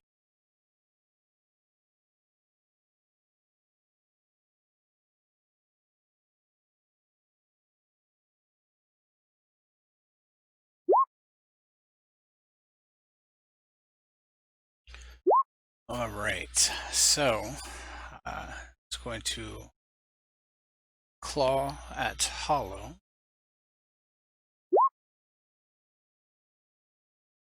That hit. Its bonus action. It's going to attempt to bite.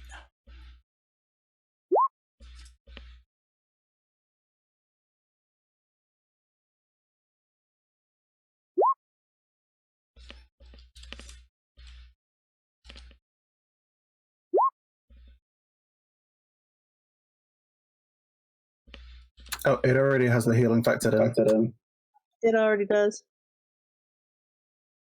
Oh, yeah, it did. Cool. All right, so you take 8, 9, 3. I take 8. Yes. And it gets 3.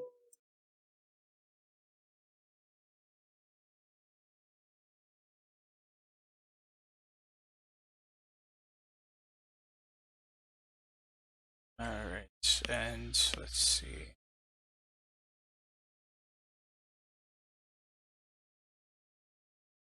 Just read something, so.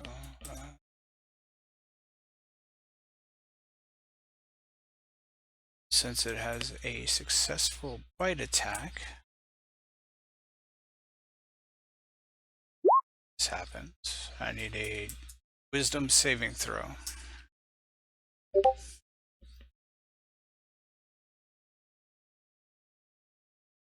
Of course you do. Because it's a Wendigo, so why not? Really? That's all. Well,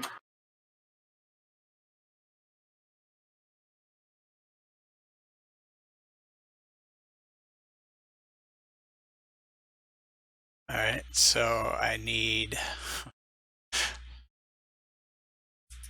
That's a really bad curse to give a monk. Like, that's really bad. But the nearest target's the Wendigo, so. Yes, it is. Yeah, that's So what I really curious. You drop everything and attack him with your bare hands. That's a really bad thing to give a monk, though. Because what if the Wendigo wasn't in front of me? Huh? All right. I don't like when he does that.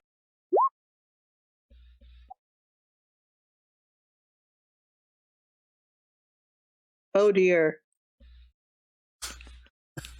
And Whoa! oh dear. You all can thank Giz. Giz, why? he's mad because he couldn't kill us all last night. All right, so we will worry about that at some other point. Oh my god! Is redeem something?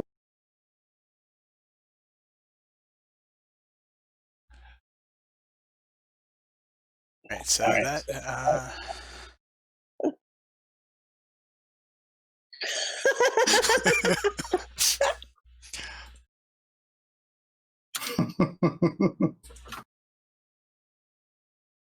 So if it effect ends at the end of the target's next turn. So when it's on your turn, you have to make the attack. All right. Ashe, you're up. Okay, so I'm going to. This silver drapier is actually pretty good. I'm going to come up, but yeah, it's 15. I'm going to swipe it. And then I am going to cutting action disengage and go 15 feet back again. No need. You actually put it down. Oh no. Oh no. No. Tell Kitty to run. Yep. So I'll have to go to the end of Hollow's turn. Oh no. It brings up Kitty. I thought I saw a putty tat.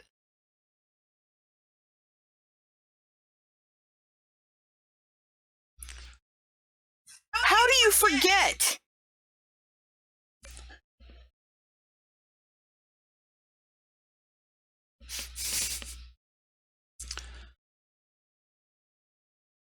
All right. Kitty sees Hollow kind of drop everything and have a crazed look in its Hollow's eyes. What's Kitty gonna do? Run. Run away.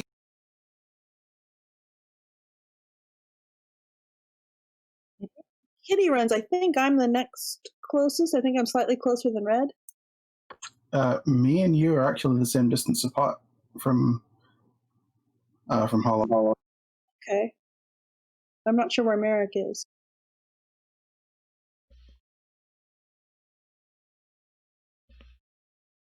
Kitty. Trying to see where.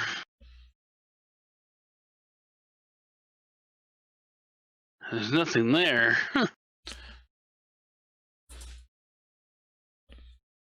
No, but you see Hollow is kind of enraged.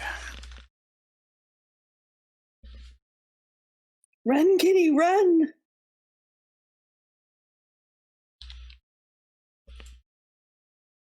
If he runs, he gets attack on him. Why are you attacking me? I didn't say I was attacking you. Say if I. Oh, you must be charmed. I'm cursed. I guess I will call Kitty back.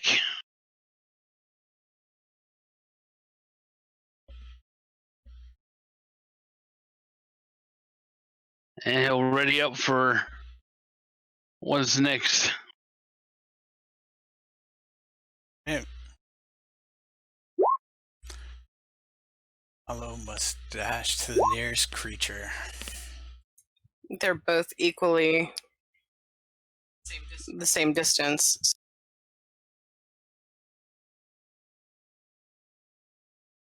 All right, so flip a coin. D2. If only we had a handy random number generator nearby. Oh, actually, I think I do have a macro for RNG. I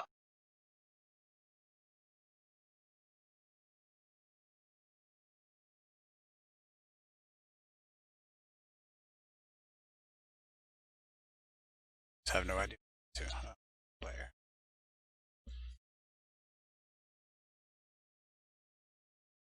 If you type it in chat.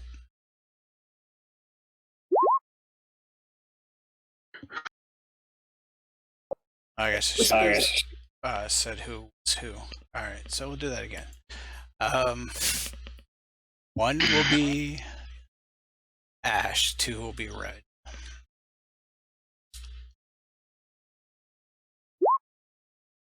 And it's player 2, so charge Red. That's so messed up. Say goodbye to Hollywood. I believe it's only 1 attack, right? I'll just wake you up. Smack you out of it. Oh, no, it's attacks. Plural.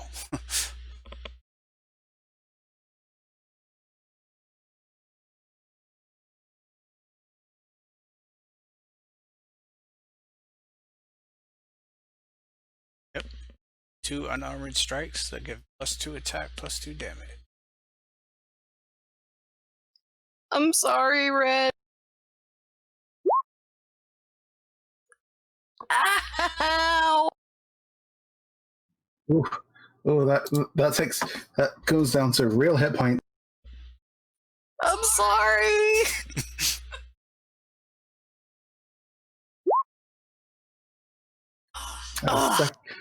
Your second attack technically would hit because you get +2 attack and damage. However, I am going to cast Shield.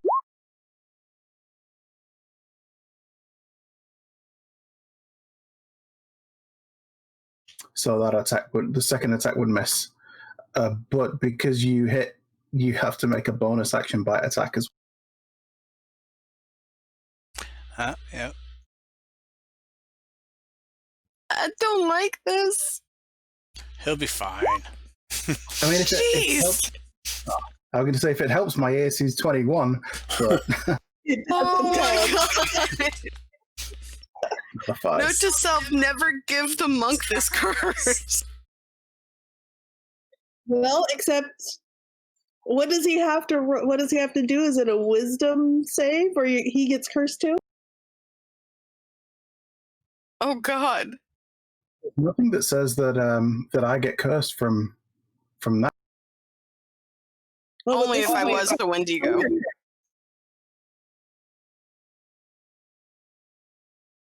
DM? He's reading. I'm sorry, what was the question?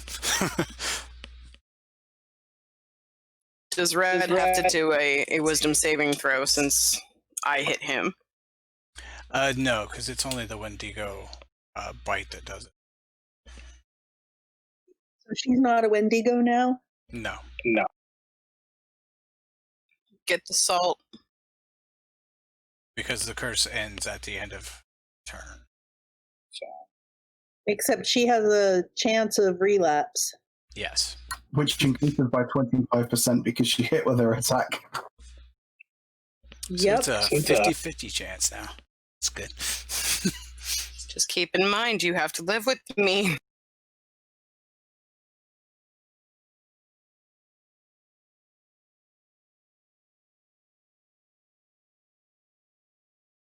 Yeah, but that's only every day, so. Gizmo, I'm an annoying, hard to hit character.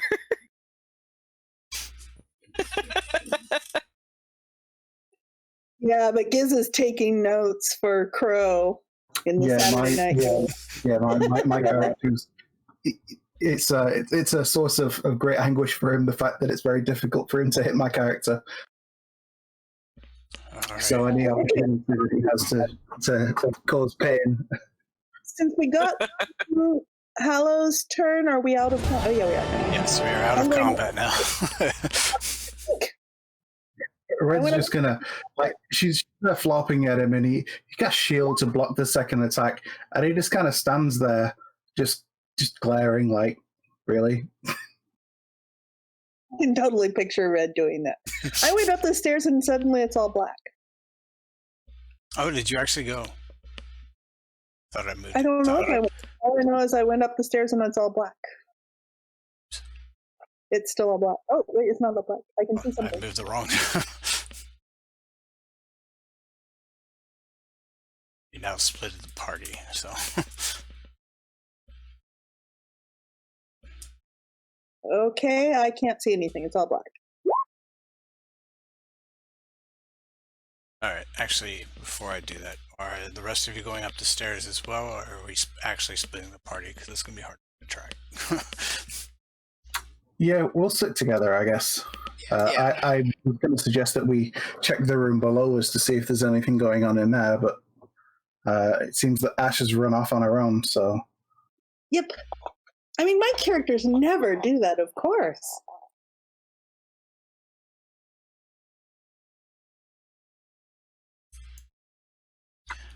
All right. So Red will go in front of Hallo and say, "You look pretty hurt. You should probably stay back."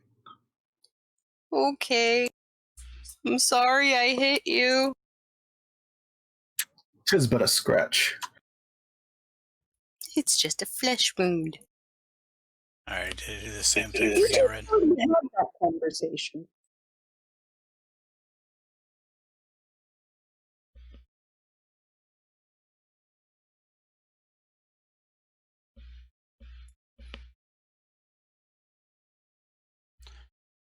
All right. If I'm not mistaken, everybody should be second floor.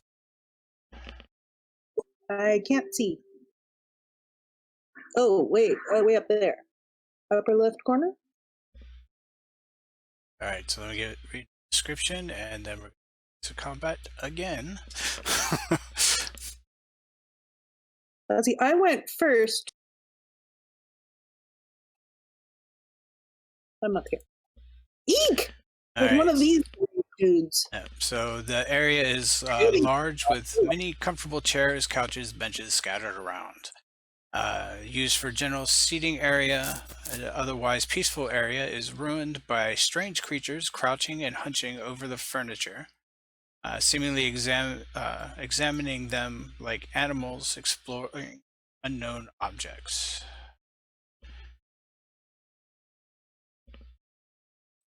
What are they doing? So it is that time again. Initiative. Looks like they're all the same.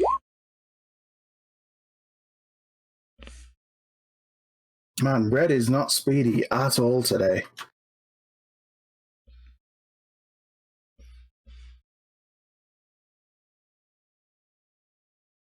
It's American Kitty. Do the initiative.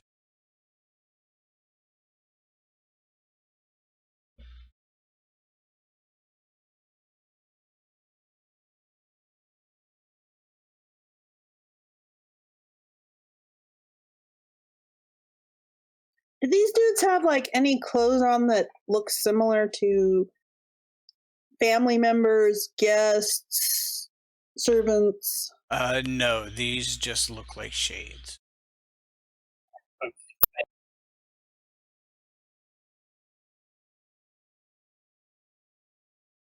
Meric, Kitty, initiative.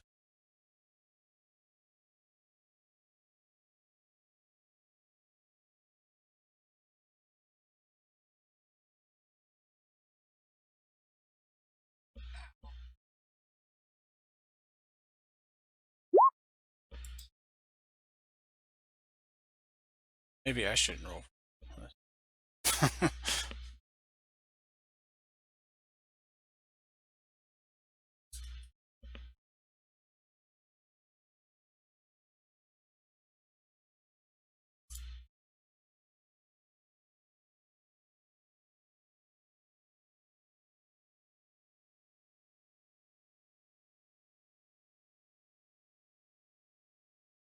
Hey, Meric.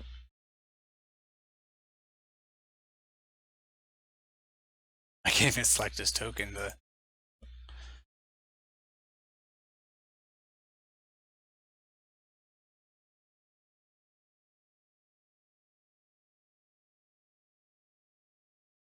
Oh.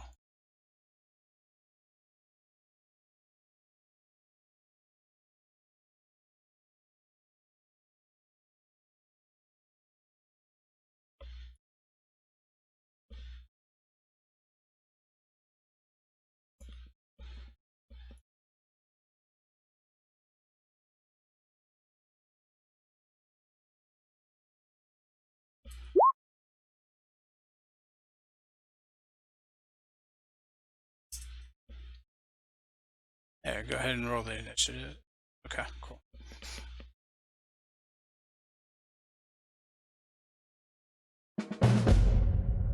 Crap. Really? Make sure.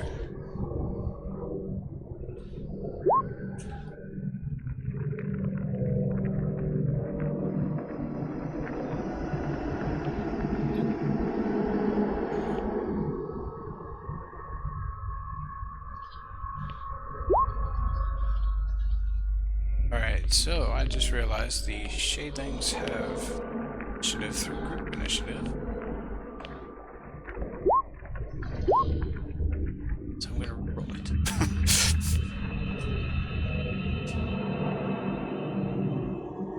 Which brings up Hallo first. Okay, I'm going to step through here. And I'm very, very angry. So it's gonna be like a swing back and forth really, really hard.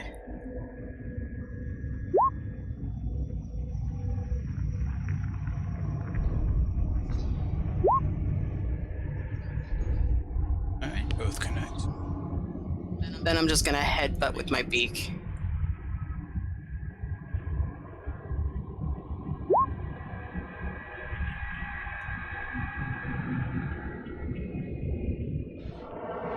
That will miss.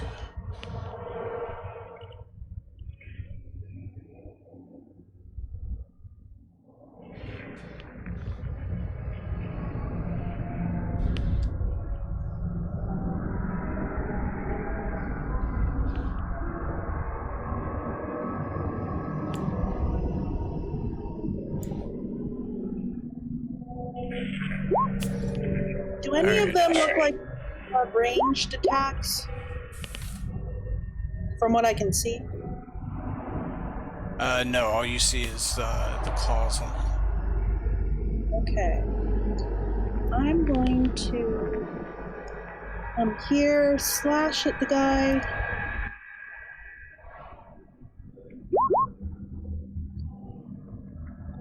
and then cunning action, disengage, and move to there.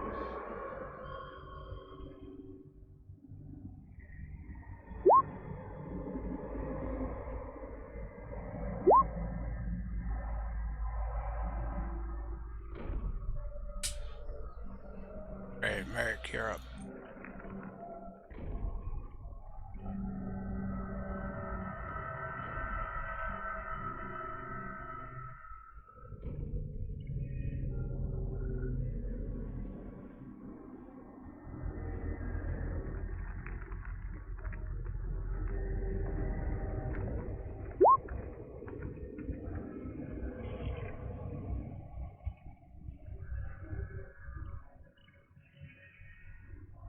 Alright, you put that one down.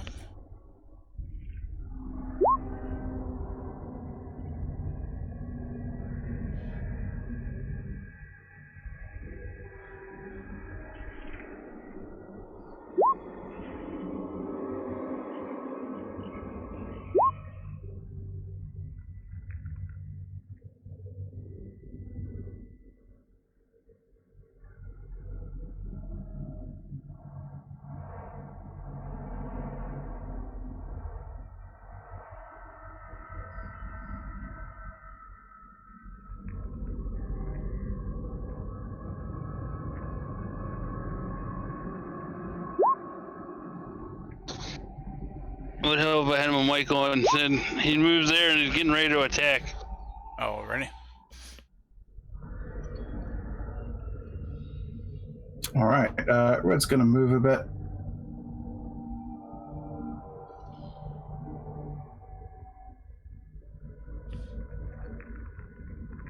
Just going to slide on down here. He's going to attack this one here as his axe bursts into flame as he swings heavily towards that one.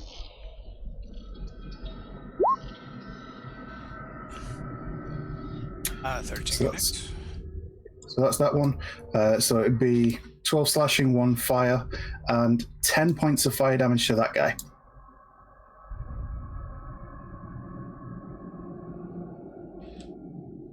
Alright.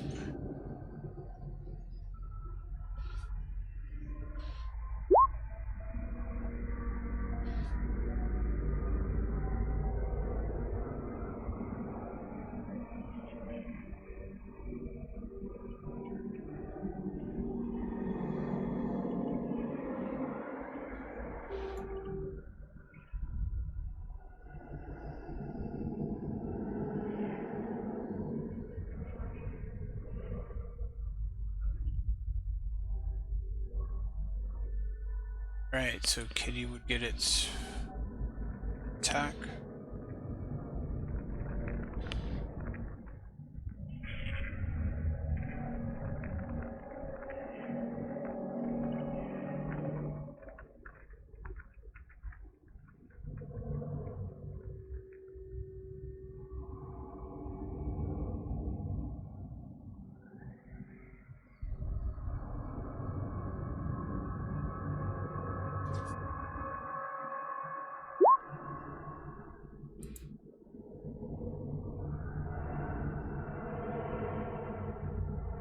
All right, so start with the one first two.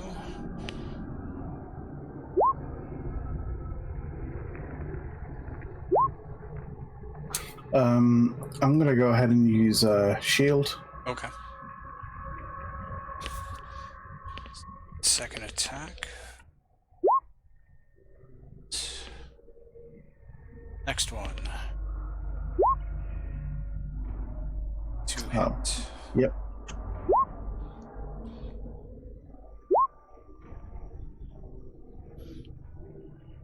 Next creature. Misses.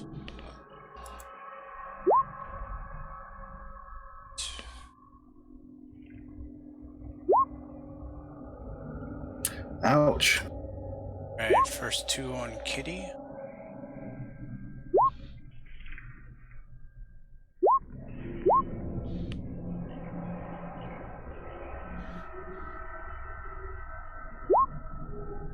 takes 5 so far. Takes 5. Alright, Hollow. It's like 2 misses. You might want to heal some, Hollow. Yeah.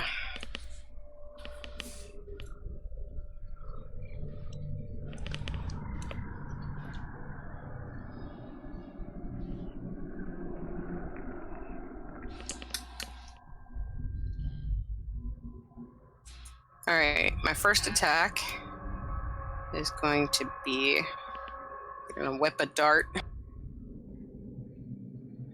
right there. Disadvantage. Do it.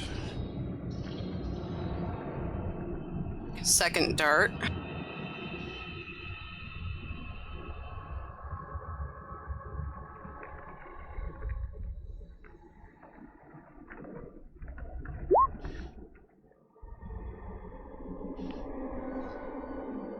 Uh, 18 does hit. Then I'm gonna reach over and headbutt the one in front of me. Need more attacks. Yeah. Oh. It's not your monk, so you can't do the strike. Just kidding.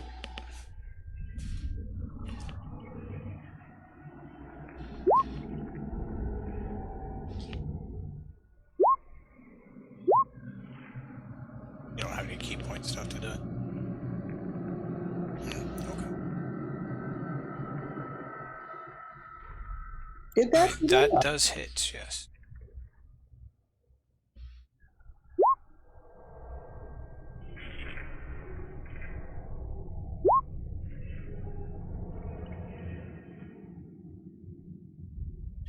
Meric, you're up.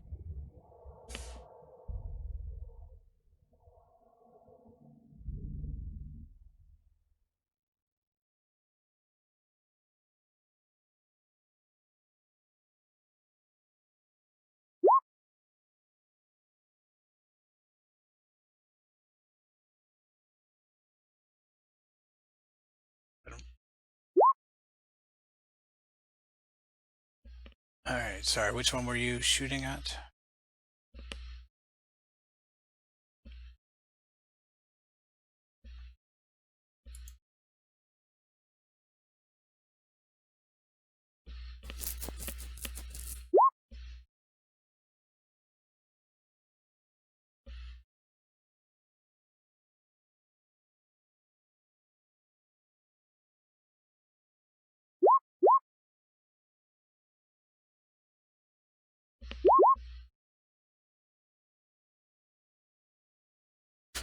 Getting a lot of beeping. Look. Yep.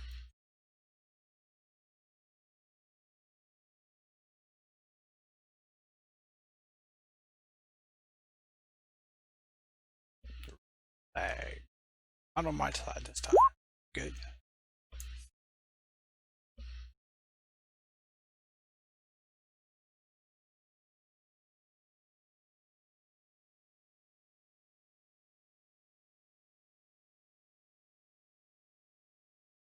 That connects.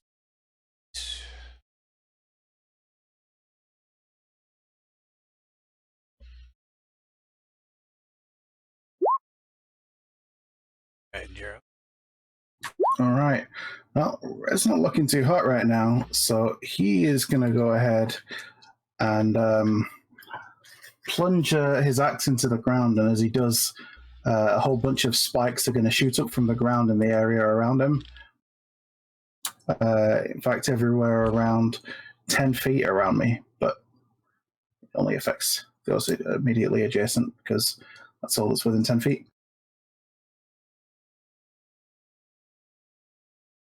Templates in.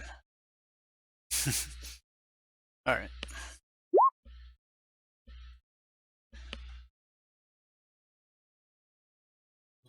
So I cast Hunger of Hadar.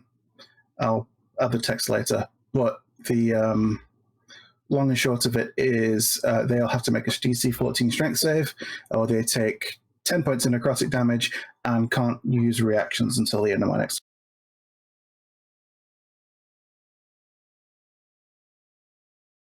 Let's make sure they don't do anything.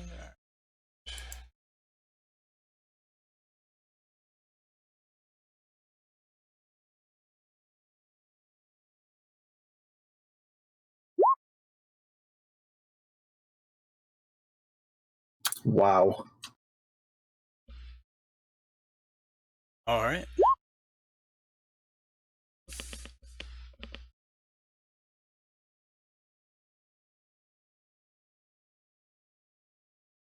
Sorry, give me a sec.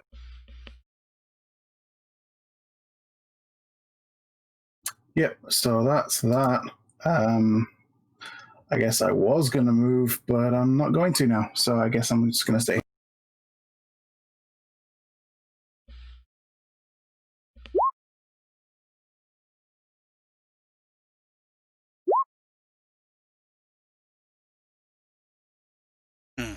Okay.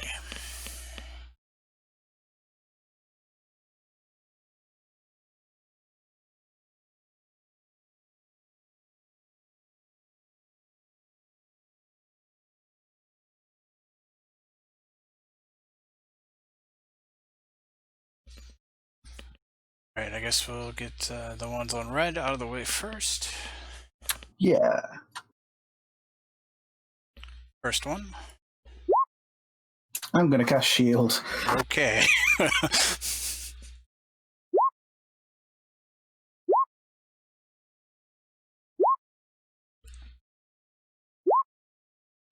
All right, all 4 of them miss red. Okay. First 2 on kitty cat. We both missed.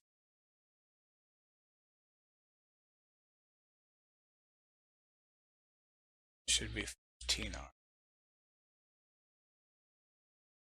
All right, first 2 on Meric.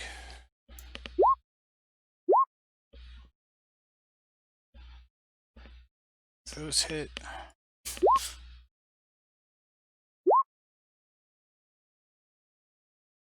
$13. Then one on next one on Hallo.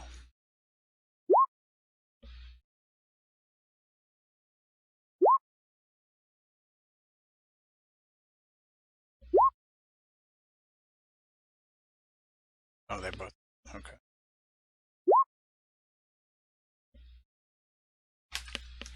The 14.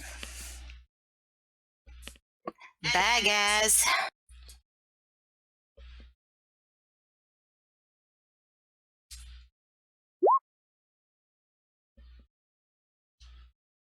Do you have a healing potion in your pocket that I would know about? I have no healing potions. Yeah, me either. Oh, great, so that's the Shade's turn.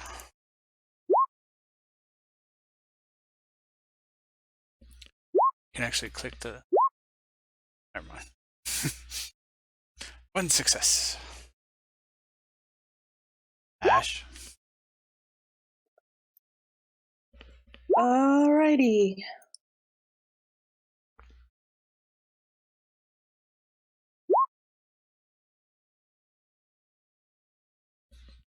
All right, that connects.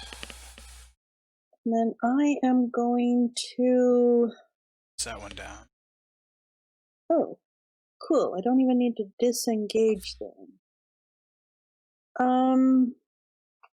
Let's see, I've moved 10 feet so far.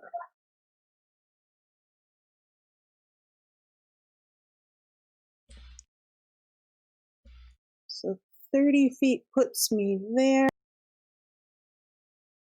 And I'm going to.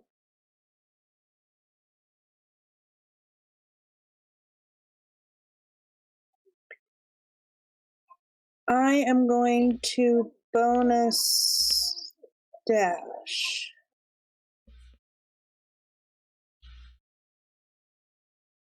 20, 30.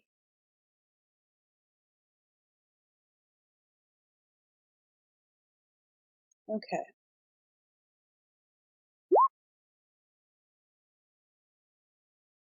All right, Meric.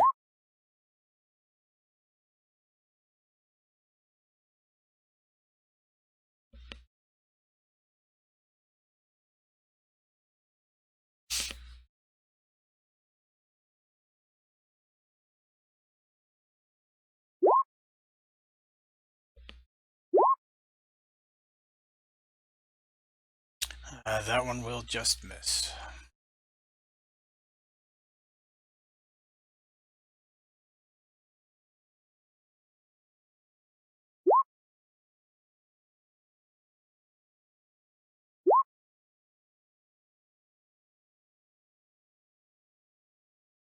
All right, bottom one.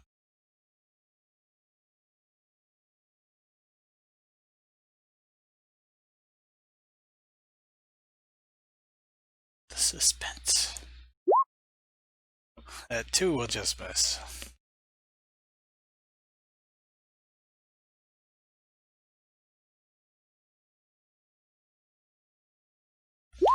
All right, red. Okay. I'll set the specifics up for it later, but for now, what Red's going to do is he is going to drop his axe on the ground and reach out in front of him and grasp another axe that seems to form almost entirely of shadow and light as he casts Something with necrotic. Shadow Blade. Okay. It's a bonus action to do, so I'm then going to follow that up with an attack, green flame blade attack on this one here. So I'll roll the 2d8 separately, but Is that the one to the left? sorry, yeah, the one immediately to my Okay. left. So that's going to be so ignore the slashing. It'd just take the 7 fire and 4 psychic. Oh, as well as 3 for my modifier as well. Yeah. Total 14. Yep. And this one will take 10 fire damage. Oh, That will be it.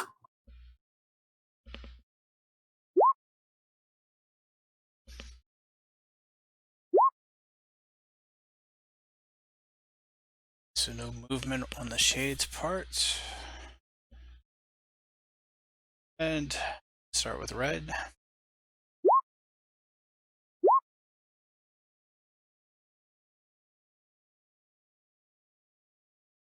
Out of shield, I Yep. take it. Yep, popping shield.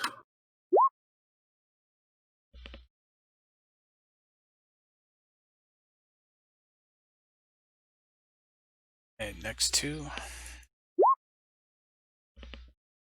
That one will hit.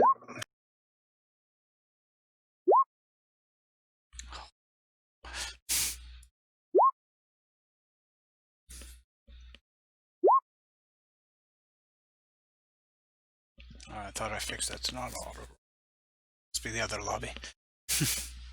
Hmm. All right, so you're still up. Yes, yeah, I'm still up. Only one of those hit.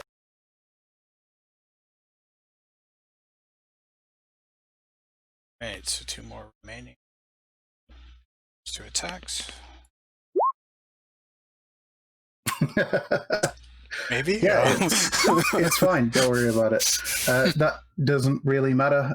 I'm going to go ahead and use Relentless Endurance.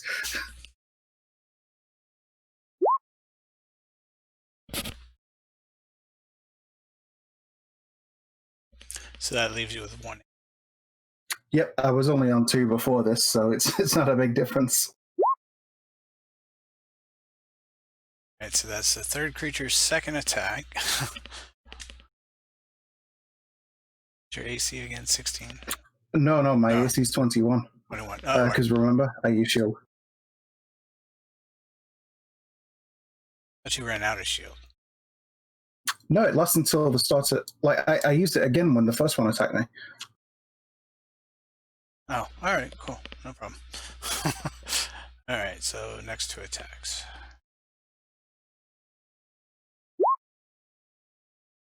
And 10. Alright. Whew, I'm hanging on. First one for Kitty. 1 hits. Total of 7.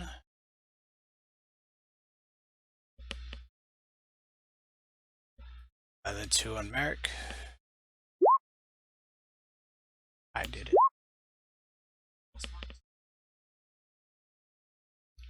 Alright, both those miss. Up Hallo. Oh, it's supposed to have a death save thing that popped up. Do I want to live 1 and or 1. not? I can't make up my mind.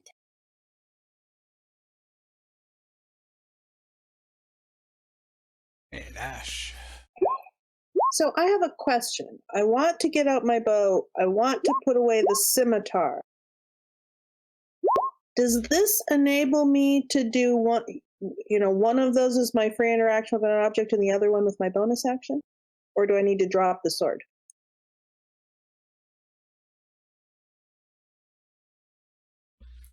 Oh, that is real weird. Yeah. So normally all of those things would normally take a full action to do. So And I was kind of thinking, it might not be interaction with an object similar to use an object action. That's why I went for a DM call on this, because I didn't know.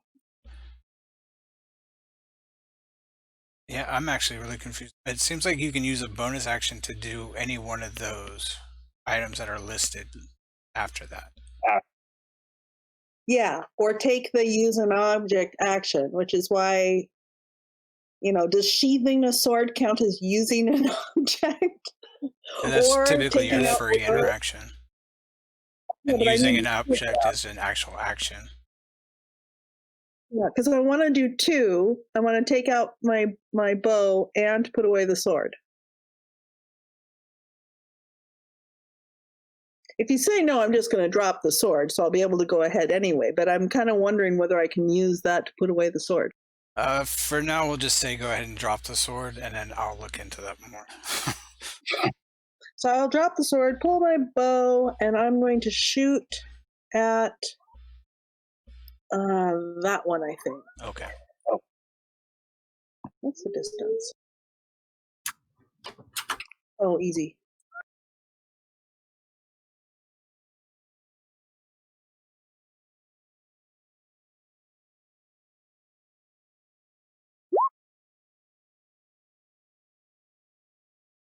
All right, you see it fall to the ground. I'm gonna move this to a little further back. Okay.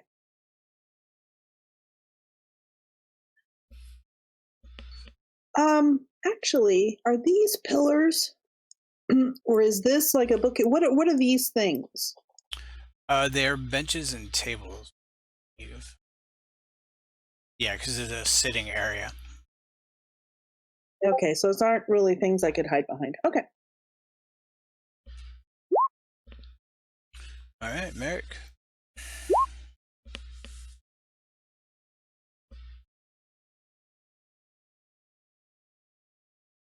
Yep.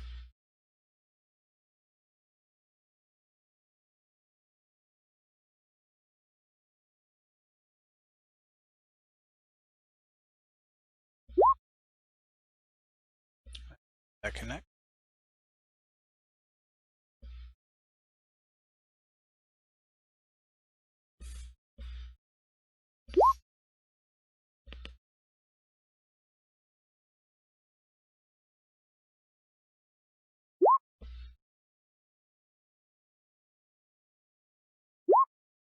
Come on, kitty, chew him up. I keep hearing beeps.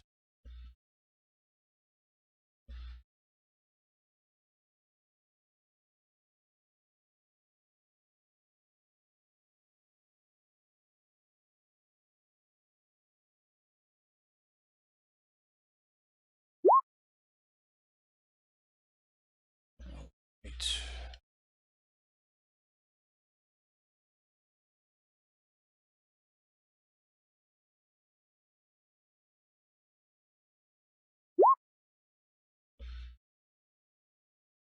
Should bring. Okay. Let's see. Red is going to. He's going to throw out another green flame blade at this one now. Yep. With the extra flame swooping down. Yeah.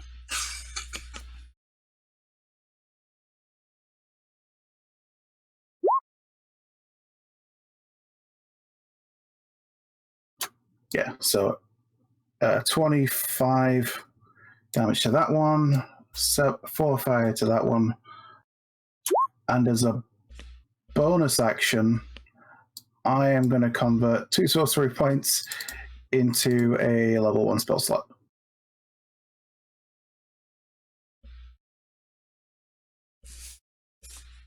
That should leave me with 2 spell slots. And that's it. Okay.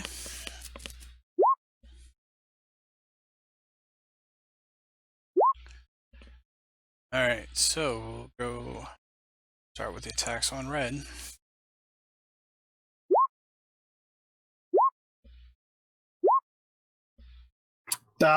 Shield won't help. So that first attack's going to put me down. Right. Oh, wow, I'm still concentrating though, apparently. So, to seeing you down, we'll move up.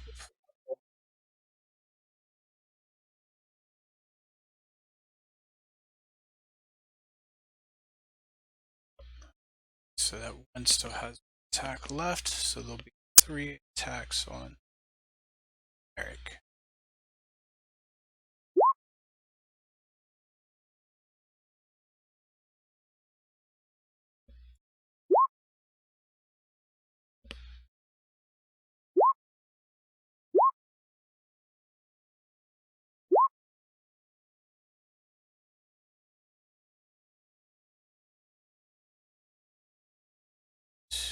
And then 2 attacks on Kitty Cat. Leave our kitty alone.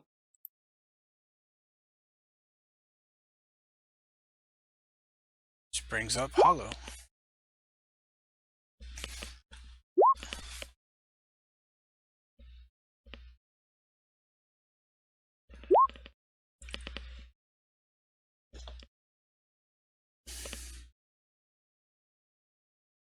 Right, Ashe, you're up.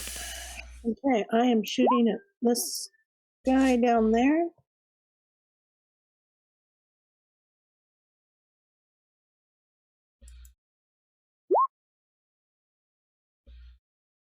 Oh, I don't get sneak on that because red's down. It's alright, it's enough to put him down. Okay. I am going to snatch up the sword that's at my feet, and I'm going to back up. Let's see, 10, 20, 30. I'm going to back up. Let's see, actually, 10, 20, 30. I'm going to back up to there.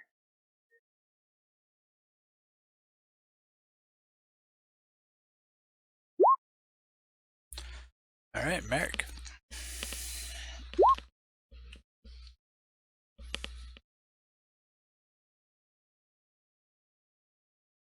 For this combat.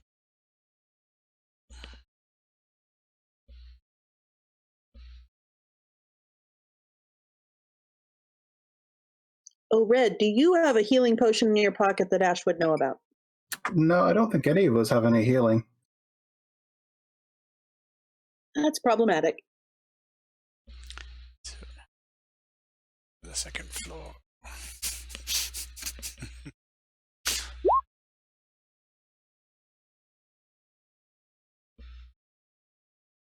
Healing yourself.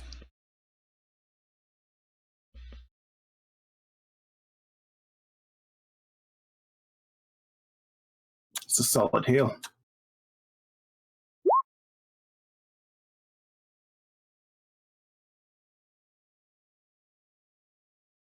Oh.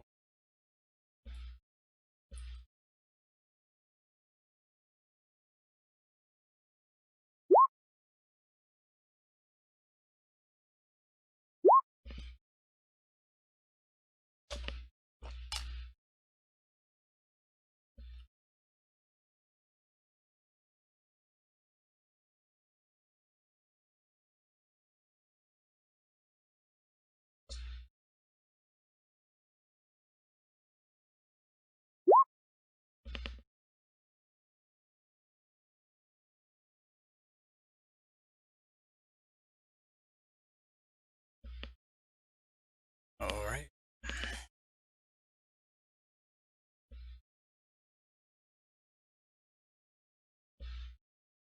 Red, you are up. Okay.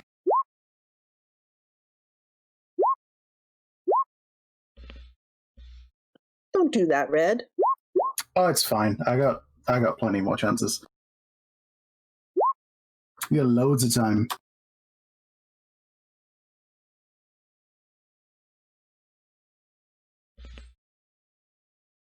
So first two.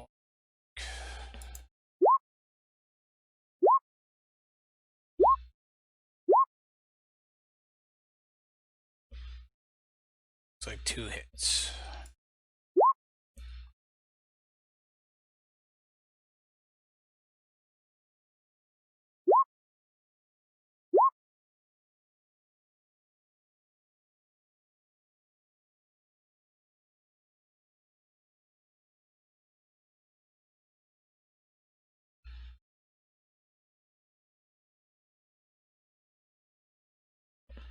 $14 total to Meric.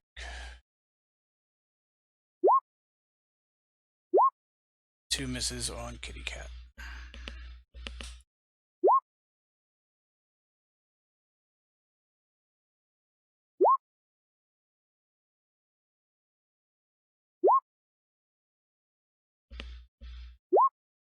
Yay!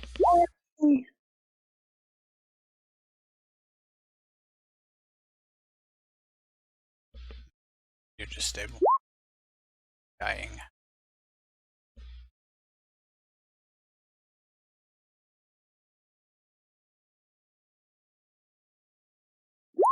Alrighty. I am going to shoot at that one.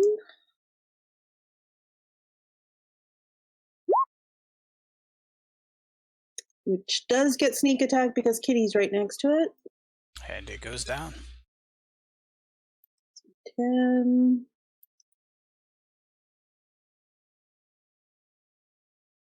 Oh, I have 35 speed. Okay. Then I shall bonus dash.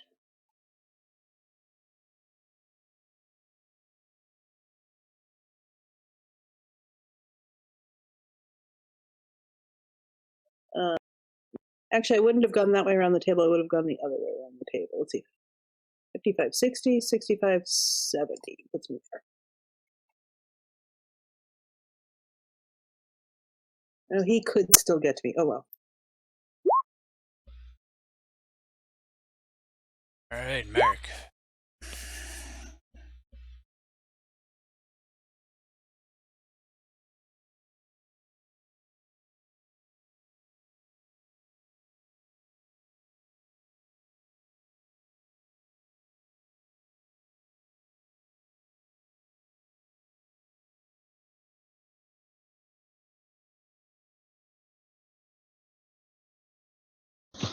Yeah, go down swinging.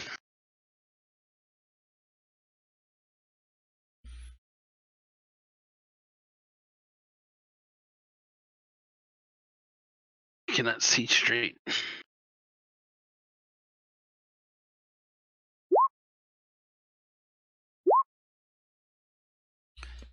Hey, that one misses.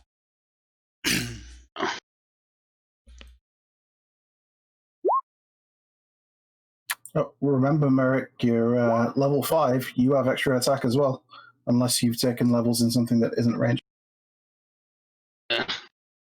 I forgot. I haven't really. I don't think I've leveled up yet.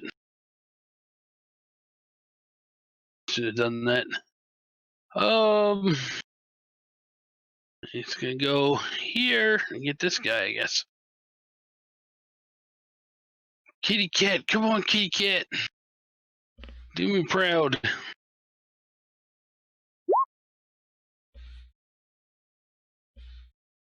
That's good. A good chunk out of that one. I don't like that chunk. It's not dead.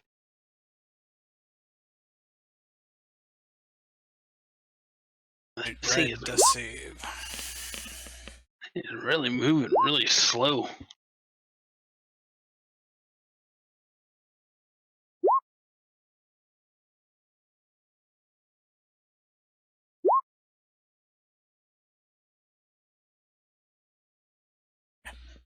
Alright, so first 2 attacks. This one looks like enough to put Meric down.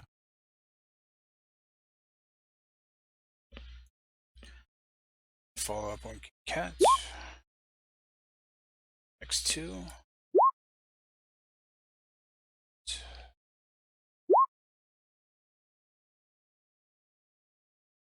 Puts kitty down.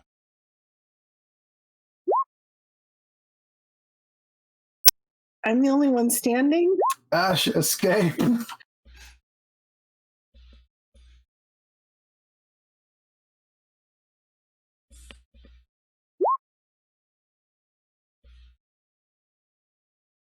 Yep. Okay, she's stable. Nothing here. Brings up Ashe. Which of these looks in worse shape? Can I tell? The bottom one seems to be flickering more. All right, I will aim at the bottom one then.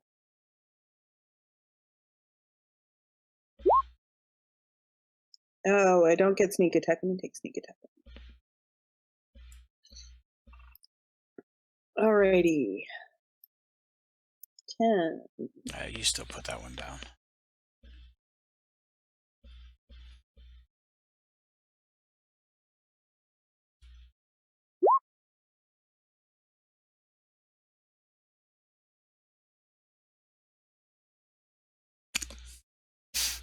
He can't get to me. Okay. Alright, Meric needed to save.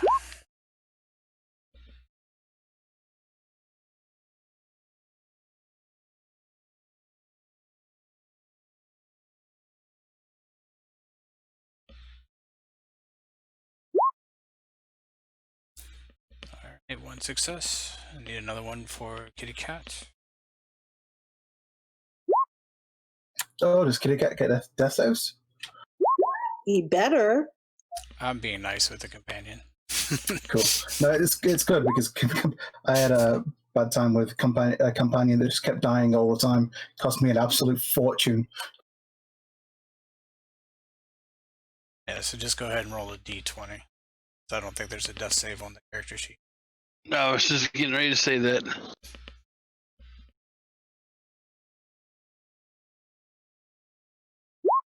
Alright, success. Alright, Red, need your next death save.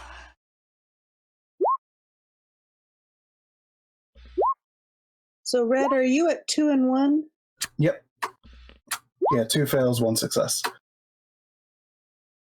Okay. I have a feeling I'm going to roll a nat 20 next, so...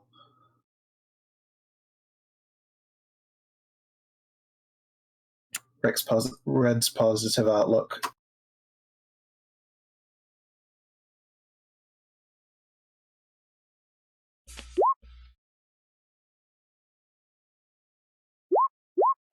And Ashe. All right.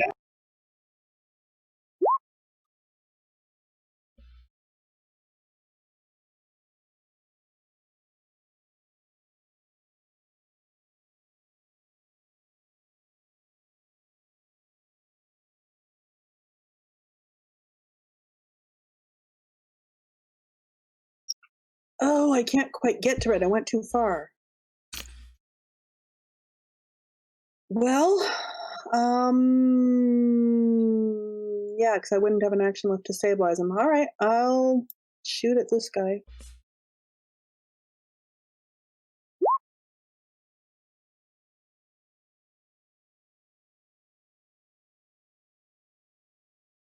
Okay.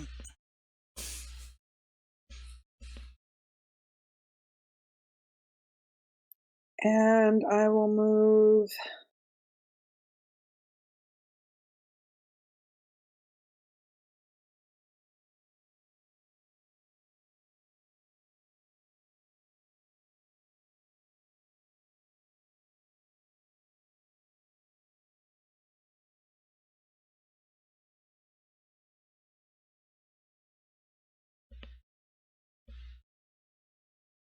Yeah, I'll move to there.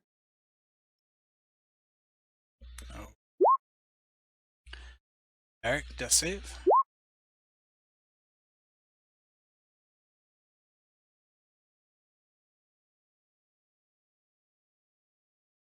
Actually, just go ahead and hit it twice because it'll do the same for Kate. It'll track on his sheet, though. Oh, that's right. Never mind. What was Meric at? He has 2 successes. He Same has as 2 Kate. successes. Red, if you die, I'm gonna kill you. Here we go. Oh no! Well, it was a 2. It forgot to put the 0 on there for the nat 20. That's what it was. Well, wait, there's a 0 in parentheses next to save, so it's a 20.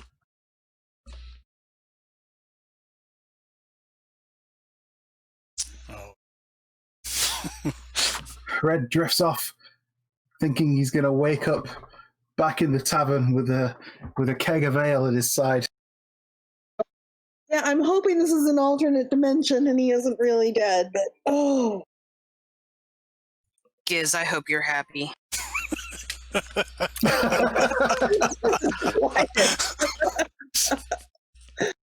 You cursed me and now Red's dead. I mean, if I hadn't been affected by the Wendigo, I would have had an extra 14 hit points. Oh, I feel like an asshole. It was all totally left up to chance. You had no say in the matter. It was not chance. It was Giz. It was his fault. Well, this Giz has finally succeeded and actually... Giz has finally succeeded in killing one of my characters. It's taken him a couple of years. Alright, the Shades can't do anything. Hallo is still unconscious. Ashe, you are up. I'm not okay with any of this.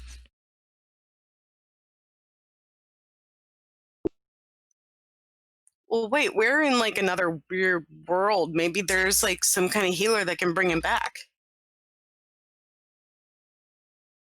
Super magic world. I was like, all my 16 gold is still downstairs where I dropped it. Ashe, what would you like to do? I literally just got, It's 'cause I'm trying to hurry measuring this up. out movement, and that's not good. All right.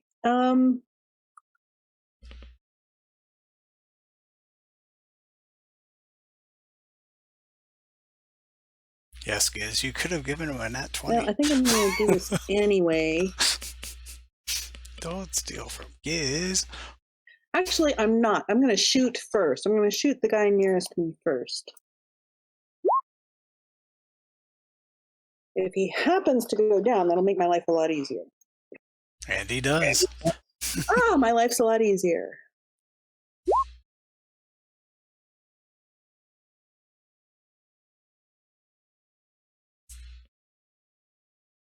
Alrighty. Alright, death save Meric.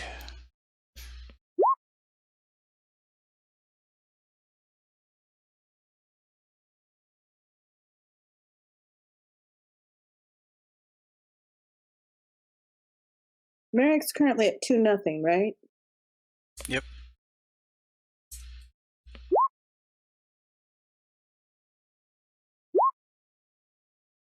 Oh, he was. 2-1.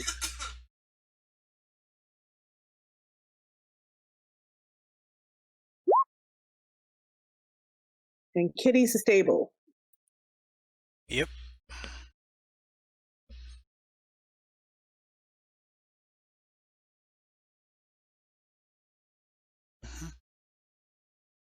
Okay, so it's the guy's turn again.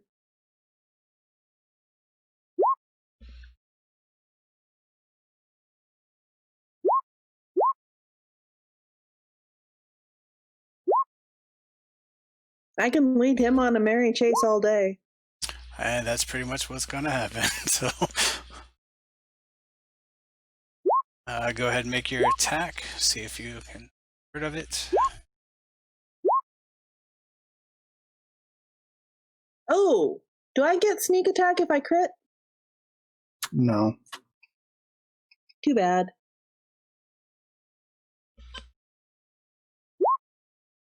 I can wish. Okay, he's bloodied now.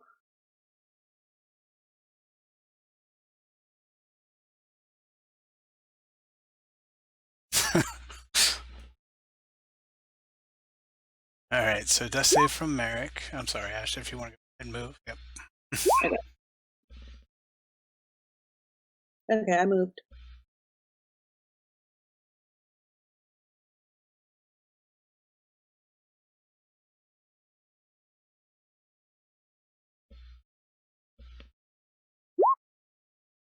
Uh-oh.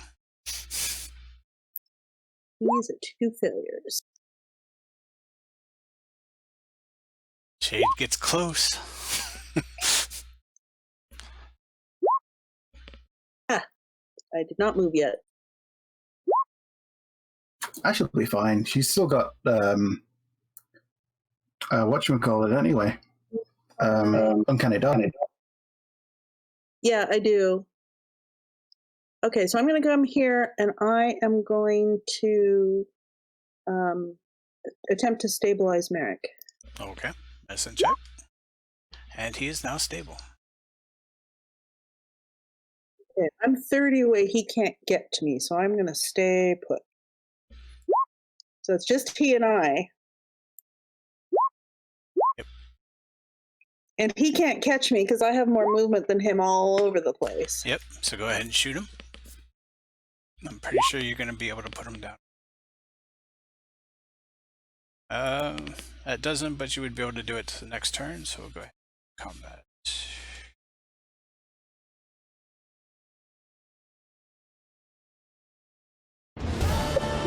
Okay, so red is dead. The other 3 are going to be unconscious for hours. I'm going to search these guys. Okay, they actually don't have anything on them, and as you're sitting there, they seem to be slowly starting to fade away. And that's actually where we're going to end for tonight.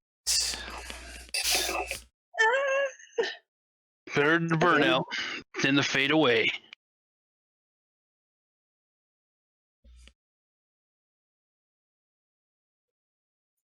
He keeps smirking, like he's proud of it. No, He's I'm proud sitting of there it. smiling. What? I'm sorry. No, you're not. I'm here for your entertainment. All right. Go ahead and close out the stream, and I'll be back to you guys.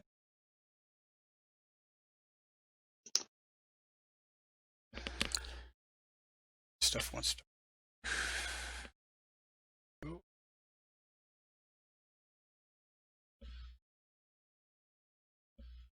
Oh. Start the possibly work smoothly here. All right, so make sure to go ahead and cast a vote in chat for whom you thought was tonight's most valuable player character.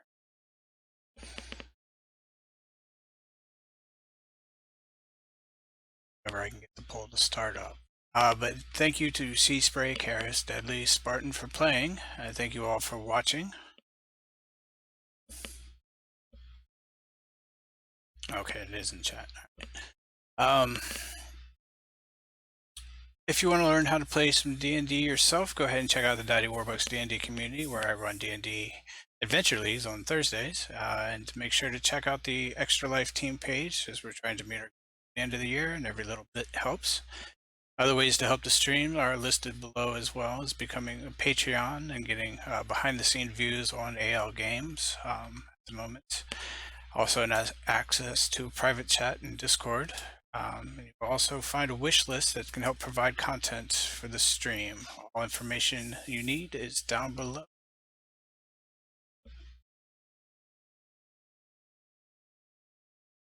Right, so a couple more seconds for the...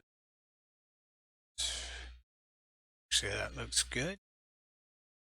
And it looks like Red Mountain was today's most valuable player. Again, thank you for watching, and until next time, end of